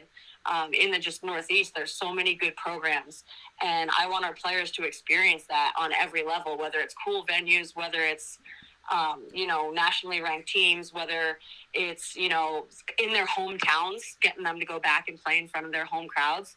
That's the whole point of it, because that gets them ready for the conference play. Everything that boils down to it is trying to win that conference championship, and you can't win that unless you get in. So everything is to prepare us for that. And I think that's what our players are starting to see right now is, okay, we know it was tough, but we're starting to click. Teams we played the first go around back in November and December, we're playing them in January and February, and we're a completely different team. And I don't think that would have happened if we would have had easy wins. Yeah, and like you said, you know, scheduling, and I can appreciate and respect that so much. Like you said, the record's not, you know, for me. It's not about me. I want to play those games non-conference that are going to challenge us to get us ready for conference play. So despite having, you know, losses in those games and playing a team like University of Scranton in the cross-county challenge, who was ranked 10th and 12th in certain polls at the time nationally, when you have those games in non-conference, and like you say, it helps to develop your team. How did you see your team grow and develop through non-conference play this season specifically that gave you those signs of, okay, you know what, when we get into conference, at least we went through this, we saw this, I saw this player evolve from here to here. What are some of those pieces that you look back on non-conference play and say, I'm happy I scheduled these games because this happened? I mean, that Scranton game was one of them early on. We had just a slew of really good games in the first 3 weeks, 2 weeks even of the season. And that Scranton game, I think they have the aura about them, right? They're nationally ranked. They're usually playing far into the post, like NCAA tournament. Yeah. And then you go out there and then you play against them. And we were playing very poorly, but it was still within striking distance at half. Like, I think it was like 10 or 12 points or so, something along those lines. And then you can see them be like, oh, they're not this huge, monster that you're going against. Like, they're another college basketball team. And at those point in times, our team, I'm a big rules. I give them rules and then I let them play within them. I don't want robots. I want people who can, read, react, and kind of take the concepts and apply them. I think those games early on where you're going against, Scranton's, you're going against, DeSales when we played early on in our conference play. We played them before finals. They show you how to capitalize on mistakes, and they show you that, if you make them, good teams are going to be able to attack that and use it against you. So we had those moments when we're playing them where it's like, oh, no, it's this team. And then we get in there, we're like, guys, we're doing fine. If we would just follow the rules, if we would just finish this play, if we would just have this few turnovers, we can get to that level at some point. So those were the two that I know really stick out. We also had a tournament down in Florida that we ended up driving to Florida because our flights got canceled. It was right after Christmas. Yeah. So we I raced everybody in the Philadelphia airport for the last 15 passenger van, and I decided, you know what, we're going to drive, we're going to do this, let's go. But once we got down there, obviously the drive itself over 2 days is a bonding experience, but we then faced two really good teams down there, and the fact that we almost won on that first day against a really good team from Minnesota, I saw different things click about they learned how to be a team. Before they would just kind of say it, but, are we leaving the locker room at the right time, like all together, or is it some of us going out and then some of us going out and some of us going out? That stuff started to change. They started to speak up in the locker room about, what their standards are for each other. And it's not me in the locker room saying it. It's when they started to realize, okay, this is kind of what we're talking about, and they took ownership of it. So those are those little turning points, I think, with a young class that you see those, like, okay, the light bulb's starting to click a little bit. Maybe we're going to get this in time, for the second go around in conference play. Yeah, and like you said, I mean, getting down to Florida and getting to have that bonding experience and be together, having to drive. I want to get into the story of being in the foot race to get the last 15-person van. Like, bring me into that, because, again, I said on the show today, I don't just have incredible guests today.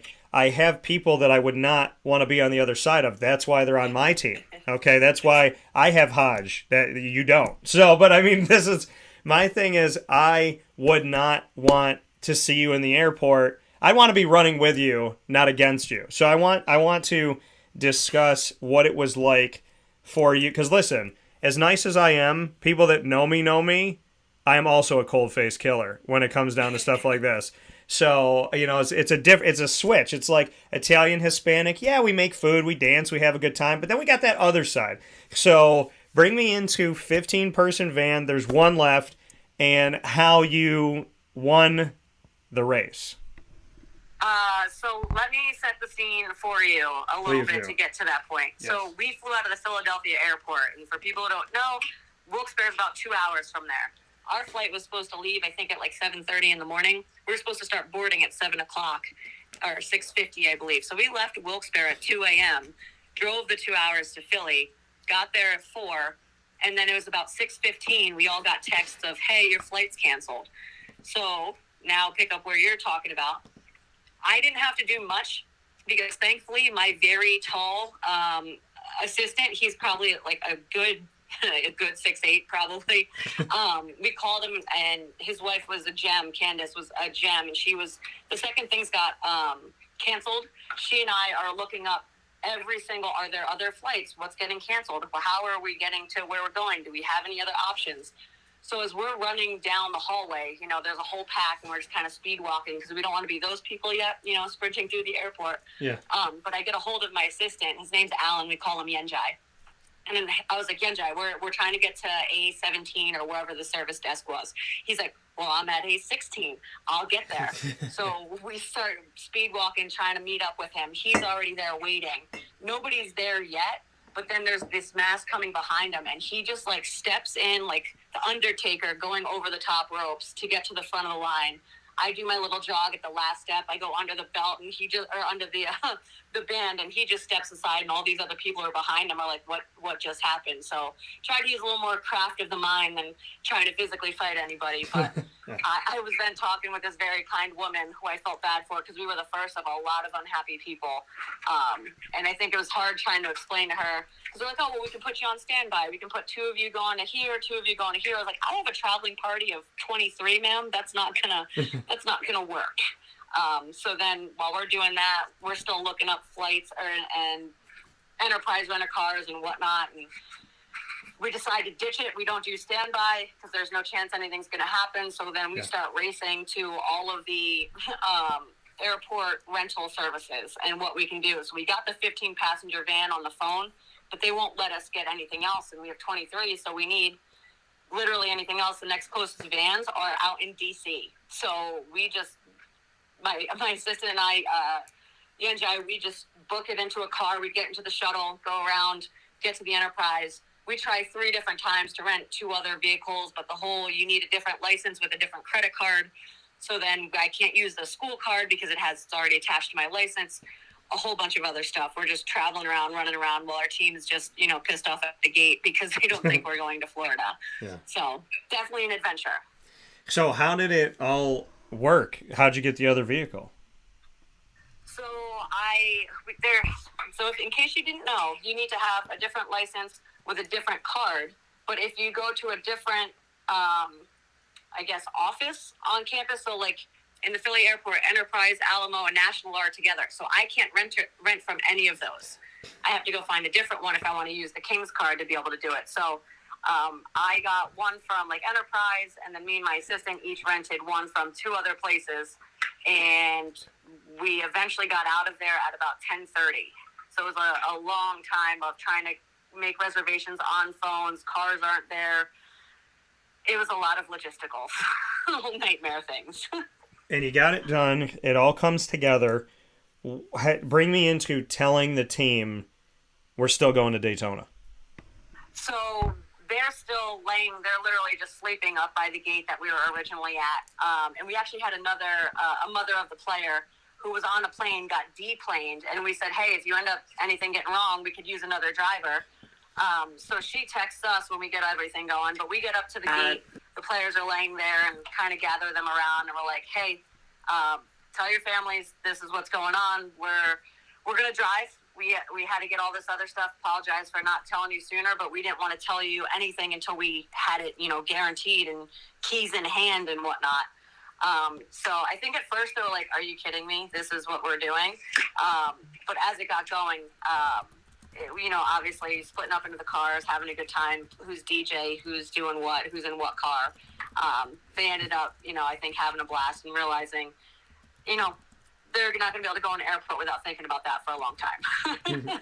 Yeah, no. So, I mean, and the thing is, the airport is already an adventurous place. And I have slept in an airport, which I would not tell anybody to do. I feel like whatever purgatory is, it's pretty much like sleeping in an airport.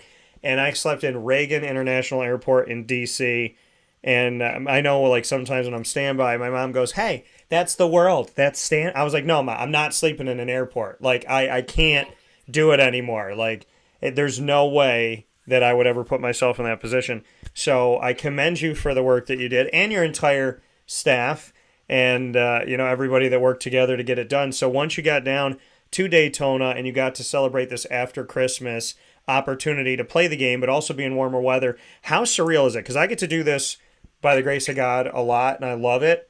But it's like you're in upstate New York or Pennsylvania, wherever you may be. So you and I are both in the Northeast.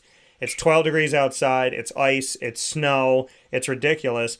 And then you land, and there's palm trees and sun, and it's like 75 degrees outside. And you're like, is this real, or am I in the Matrix? Like, do you ever have those moments? Yeah, I think a lot of it started on the drive down. You start seeing those, the billboards for the south of the border.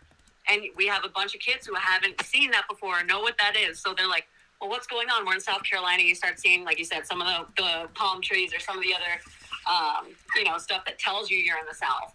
And they were like, wait, the south of the border? Like, can we stop? I was like, no, we have to get going. But then once we got there, they're walking everywhere. They're sitting outside. They're like, the second we get there, we're going to go put our, toes on the sand and do all that kind of stuff. And so you did get that moment. Once we got there, we drove with the windows down to practice because we got there at 2 o'clock and had to practice at 3 because of the schedule. So they're like, well, let's put the windows down. So we were able to do that. And then in between, we made sure we gave them time to, go sit out at the pool, go do whatever they needed to, because they were crammed in a car for the whole time, but they're also now not in 20-degree weather. So that was once you did get there, it's like, okay, this is what we're doing it. This is the experience, and it's awesome. Yeah, that coming here from Caitlin Hadzimichalis, head coach, Kings College Monarchs women's basketball head coach in Pennsylvania. Before I let you go, you got a bunch of games coming up here in the MAC Freedom. And with that being said, you have a trio of games before we get into tournament time, and you have the opportunity to move up. There's some close pieces here. You're 6-7 at the time we're talking. Arcadia 7-6, Misericordia is 8-4. So just bring me into, I know DeSales and Stevens are safe bets here to move forward, but you have a trio of games left against Lycoming, Stevens, and Wilkes, and you're going to have 2 of those games at home, one on February 8th this Wednesday, then February 11th on Saturday, and you'll finish off the regular season on the road on Valentine's Day on Tuesday, February 14th. Bring me into, as we talked about before, to come full circle in the MAC Freedom, being the keepers of your own destiny and knowing that you're not far out of an opportunity to get in here to the postseason for the MAC Freedom. Yeah, I think that's the fun part is they're all very good teams that we're going to go up against coming down the stretch. But the thing that I want our young guys to start getting into is you protect home court. That's something that we haven't done a great job of. We've actually won better on the road. So I think this week with having 2, like you said, that are going to be home this week, we can do a good job of going against a Lycoming team that just upset the team that's right in the mess with us. So they're very dangerous. And you've got Stevens, who was nationally ranked for a while, very well-coached team. And then you've got Wilkes, again, who we had a very where you got the local rivalry going on, being a half mile from each other. So I think going into this last week is just being sure of who we are and doing what we do, no more, no less, and we should be in a good position for that. And you got senior day on Saturday, so you're going to have that celebration. You're going to have a couple of people back in the gym celebrating that. So I think it's being able to appreciate all that, but understand the point is to win, to try to get into playoffs. And I believe in this group, and we're going to do it. We're going to make it happen. Yeah, and having that faith and having that belief and that positivity, it's something that I'm not surprised in from you, Hodge. Are you seeing it from your student athletes, having fun, enjoying the game? Are they starting to show you on their face like, hey, coach, we got this, we can do this?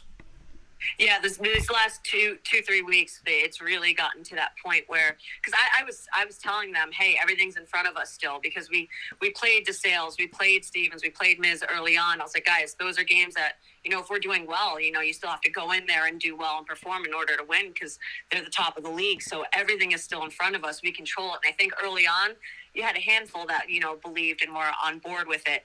But now that they're starting to see what the staff is seeing, now that they've gotten the results, because a lot of times now they want the results in order to believe, but you got to believe in order to get the results. I think they're starting to see that and starting to buy in a lot more. They were super locked in this weekend. I was so proud of them. So I expect that going forward. So I think there's more. Before, I think they were believing because, all right, coach is saying that, sure. But now they're saying it. They're going on it. They're buying into the whole process of it. I'll leave you one story with it. We're going into the last game, and we're talking about you can't do one thing before the next. Like, it takes what it takes in order to get there. You can't be, running down court and then come into a jump stop, turning and passing all at the same time. Like, you have to do one thing before the next if you want to do it right. And I was joking with them. I was like, if you're making a cake, you can't go from, flour and eggs to icing. That's not how it works. There's more steps than that.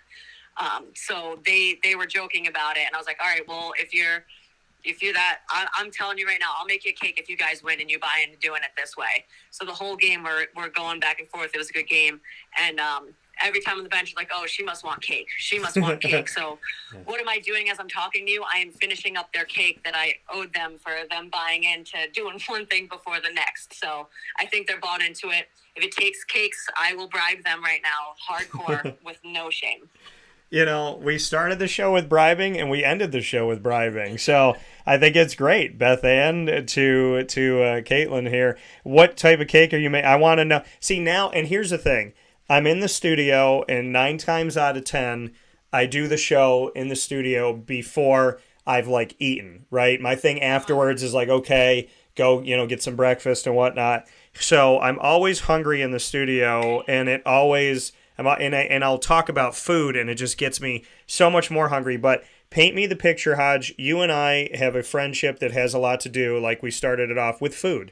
So I want to know the cake that you're making. What's in it? Like, what is the flavor? What's going on? Because I, for some reason, am a glutton for punishment, and I want to be more hungry than I am right now. We're going with a little devil's food cake and a little vanilla icing, so we hit, both, if you're chocolate and vanilla lovers. I've got some sprinkles, and I think I got to have something else in there that I can probably throw on top to keep it festive, but very basic, very boring for this go-around. But if they want something else, I make a pretty banging lemon cake from, Mama Hodge's recipe book, so... I got a couple of things up the sleeve, but it being the Monday morning before the office and practice day, I just went cheap and did the devil's food cake right out of the box. See, but here's the thing, though. You made it, right? You could have just went and bought it, but you made it. And you got to make it. That's the difference. Anybody can buy that, but it's the time that everyone says, oh, it tastes like love. It's the time, because time is love. Right. And I agree with that wholeheartedly. When it is, as my mom always says, it's made with love. So, and my mom did that. Like, she invited me over to dinner a couple nights ago, and she's like, oh, I'll take care of the dog for a little bit. You got some games to go to. Just come over for dinner. You can, come get the dog, and I'll just hang out with her for the day. So I come over, and my mom, it was like a couple hours, and she's like, oh, what do you want for dinner? And, we decided on chicken. I get to the house. My mom has baked cookies. And I was like, when did you find the time to, do that? She baked the cookies, didn't let me know she was doing it. And then she goes, do you like those? She said, I know for Christmas that you wanted to make lemon and pistachio balls that we typically make because my grandmother used to make them. And she's like, I made the lemon balls because we didn't make them for Christmas. And so it's like that one act was like, how did you do it? And then she remembered at Christmas I wanted to make them, and she made them now because she didn't want me to go without them because it's something we were going to make together. And I was like, okay, Ma, you've gotten the Mom of the Every Year award, but this is ridiculous. You know what I mean? It's like... Absolutely. Moms are superheroes, man. Yeah, they are. So today, you as the mom of this team, Hodge, you're the superhero. So shout out to you and the Devil's Food Cake. Do not belittle it by saying, I went boring. No, you made it with love. You're bringing it to the team. And all I want to know is, where's my piece? But you know what? I'm going to wait for my clothes, and then I'll get my piece of cake. So I need to get the apparel first. Yeah. So with that being said, Caitlin Hadzimichalis, Kings College Monarchs women's basketball head coach. Couple games at home, one on the road, and a hopeful berth into the postseason. You know that I'll be praying and sending you my well wishes and hopes, Hodge. I look forward to it. I'll be paying very close attention. And I hope two things. I hope I get to congratulate you on making the postseason, and that means my second thing, that your team gets some more cake. So I'm looking forward to it. Awesome. I appreciate it so much. I hope you're feeling better. And as always, great catching up with you whenever we can. I'll get that gear in the mail ASAP. All right. Sounds good. And listen, I appreciate everything that you do. So thank you for your hard work and your dedication and determination. We'll have you back on the show soon. And in the meantime, go Monarchs. Heck yes, be well, Dan. Bye. Take care.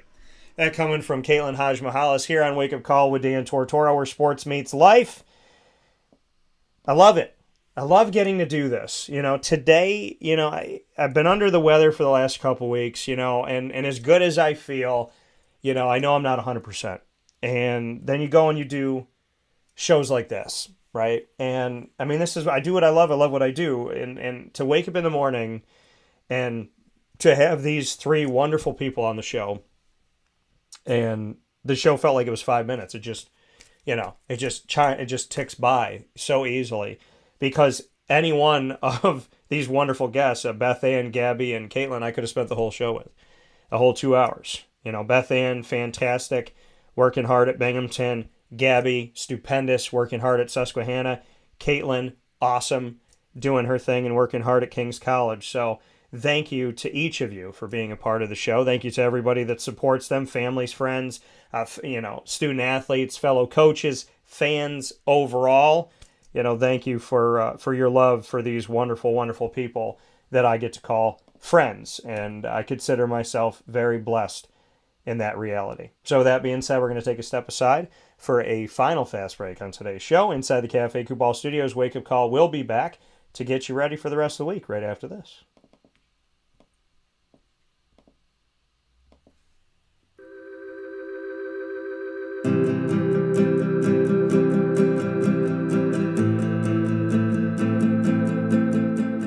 Cafe Kubal offers same-day local delivery of our products, offering no delivery charge for Onondaga County. Shop cafekubal.com for fresh roasted coffee beans, cold brew, travel mugs, and all your essential Cafe Kubal needs. Cafe Kubal, coffee for the soul.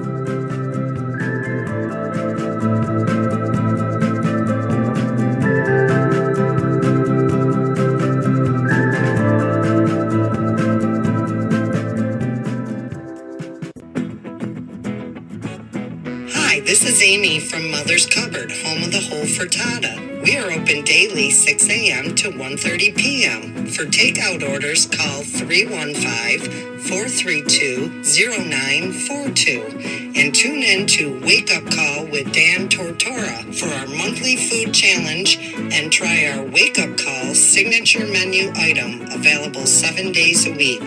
Here at Mother's Cupboard, we are Central New York, and it's our honor to serve you.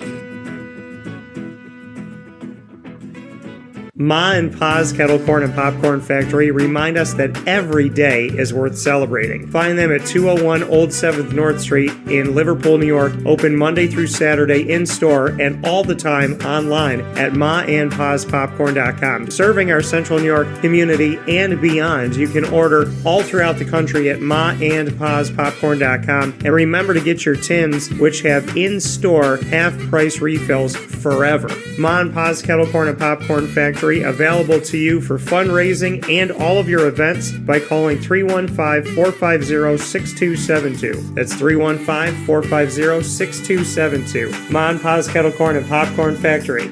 How corny are you?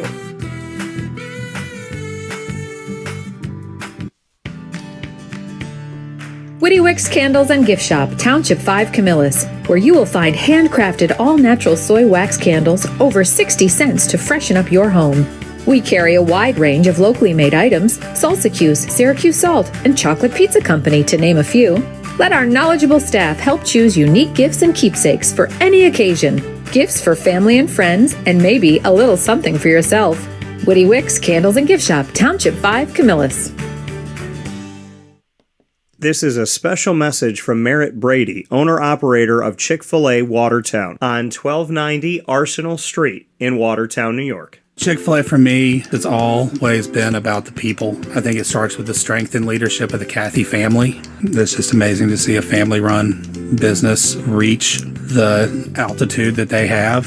Second mile service is something that we embodied at my previous business, and the ability to make people feel like they're the only person at your establishment, that you are there to serve them that day and looking for those extra ways to make them happy, to anticipate what they need next is what makes me tick. And I'm going to have so many opportunities at Chick-fil-A to do that. It's one of my favorite things to eat in the world.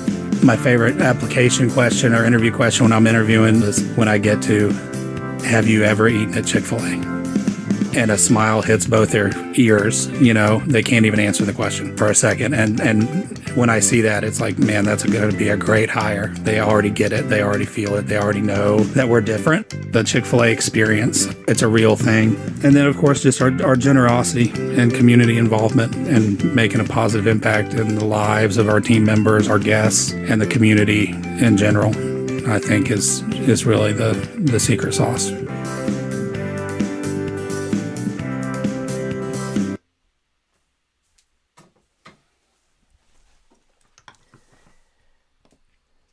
Welcome back here to Wake Up Call with Dan Tortora inside of the Cafe Kubal Studios, hanging out with you where sports truly meets that thing called life. Hope you're having yourselves a fantastic day, and hopefully we made your day a little bit better, started your week off right, got you to back off on Mondays for a second, man. Why gotta be so mean to Mondays? What did Monday ever do to you? Man, it starts off my week, Dan. I don't like it. Well, you know what? Get over it. You're alive. You're here. Hopefully you're doing what you love. If not, then you need to be, right? Every day that you wake up in the morning is a blessing. Monday, Tuesday, Wednesday, Thursday, Friday, Saturday, Sunday. Blessings. Blessings on blessings on blessings. I don't care if it's cold. I don't care if it's Monday. Appreciate it. Love it. Life is good, man. It's what you make it. So make it special and make it great. With that being said, we'll be here with you making some special, great memories every Monday through Friday from 9 a.m. to 11 a.m. Eastern Time, where sports meets that thing called life. YouTube.com, Facebook.com, and MixLR.com, all / WakeUpCallDT, WakeUpCallDT.com, and Facebook.com / LiveNowDT, where you can watch and listen to Wake Up Call Monday through Friday from 9 a.m. to 11 a.m. Eastern Time. Once the shows go live, you can check us out in the archives and hang out with us on so many different outlets: Amazon Music, Audible, iHeartRadio, iTunes and Apple Podcasts, MixLR, Player FM, Podbean, Podvine, Spotify, Stitcher, TuneIn, and YouTube. All you have to do is search Wake Up Call with Dan Tortora, or one word, Wake Up Call DT. You can ask your Alexa device as well as you can search us on Apple too. If you have an Apple TV, you could search Wake Up Call, and you can listen to the podcast there through iTunes and Apple Podcasts. And you can ask Alexa and your Google Home device to play the latest episode of Wake Up Call with Dan Tortora, and they'll do that for you as well. Thank you to our incredible partners, Cafe Kubal, Carvel DeWitt, the Wildcat Sports Pub, Witty Wicks, Avicoli's Mon Pa's Kettle Corn and Popcorn Factory, PB&J's Lunchbox, Canine Camp Dog Daycare, Mother's Cupboard, 317 at Montgomery. The name of the restaurant is the name of the location, 317 Montgomery Street in downtown Syracuse. Their food is exquisite. It's like having a New York City 5-star restaurant right here in Syracuse. Don't miss it. Great Lakes Honda City, Chick-fil-A Watertown, Canine Campground Dog Boarding, Chick-fil-A Cicero, and Chick-fil-A Clay, and Pizza Man. Of course, we are also the exclusive multimedia marketing partner of your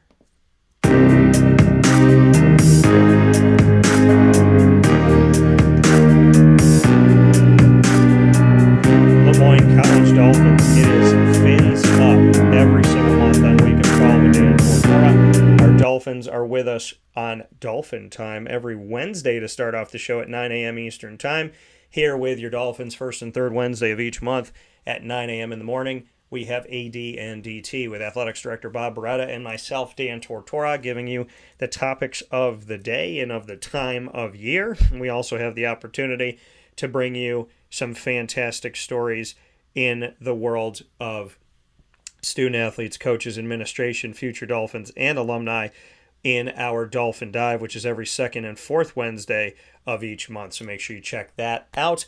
And, of course, you can get all of our Dolphin content by going to the Lemoyne tab on wakeupcalldt.com. And you can subscribe to our YouTube channel on youtube.com / wakeupcalldt. For more information on your Dolphins, go to lemoynedolphins.com.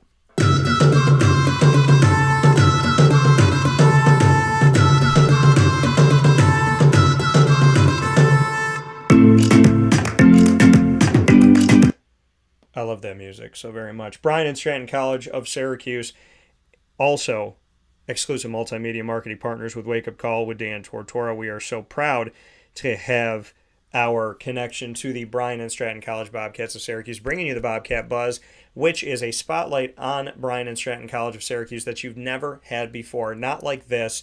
The constant coverage of their men's and women's basketball teams, men's and women's soccer teams, baseball team in its inaugural season being here in 2023, and telling the story of the creation of something that has never existed at Bryan and Stratton College of Syracuse. And esports are going to be coming up as well. A lot of great stuff with the Bobcats. You can check it all out by going to the BSC Syracuse tab on wakeupcalldt.com, bookmarking it, keeping it, loving it forever. And, of course, you could subscribe to get all of our Bobcat Buzz by going to our YouTube channel, youtube.com / wakeupcalldt. We've got a ton of members lots of views. Keep it going. Let's make some history. Love and appreciate you all.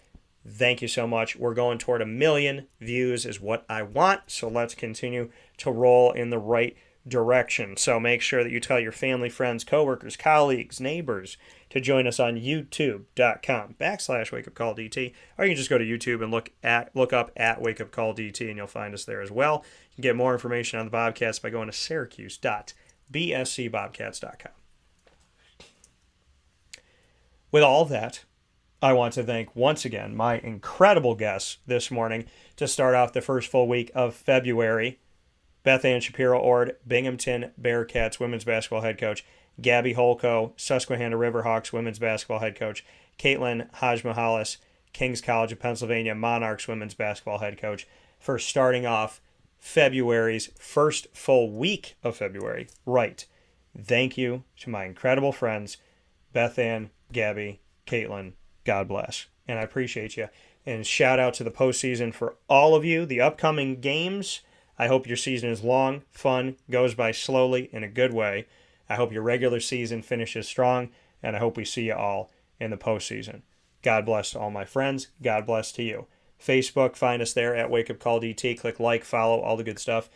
Follow us on Twitter at Call DT, Instagram at Wake Up Call _DT, and there's always some positive messages on my story. I try to share stuff all the time, so make sure you check out the story on Wake Up Call _DT on Instagram. And as always here inside of the Cafe Kubal studios that are decked out with Witty Wicks love, I want to shout out Aubrey and Cassie for going the extra mile, literally, because right now they're out in Pennsylvania looking at new products to bring to Witty Wicks, because if what they didn't have already was more than enough, they're always looking to add, grow, expand, evolve, which is why I love working with them, because I'm all about that too. Witty Wicks shines bright in the Cafe Kubal studios here on Wake Up Call with Dan Tortora, and Witty Wicks can shine bright for you by going to 190 Township Boulevard in Camillus and to wittywicks.com.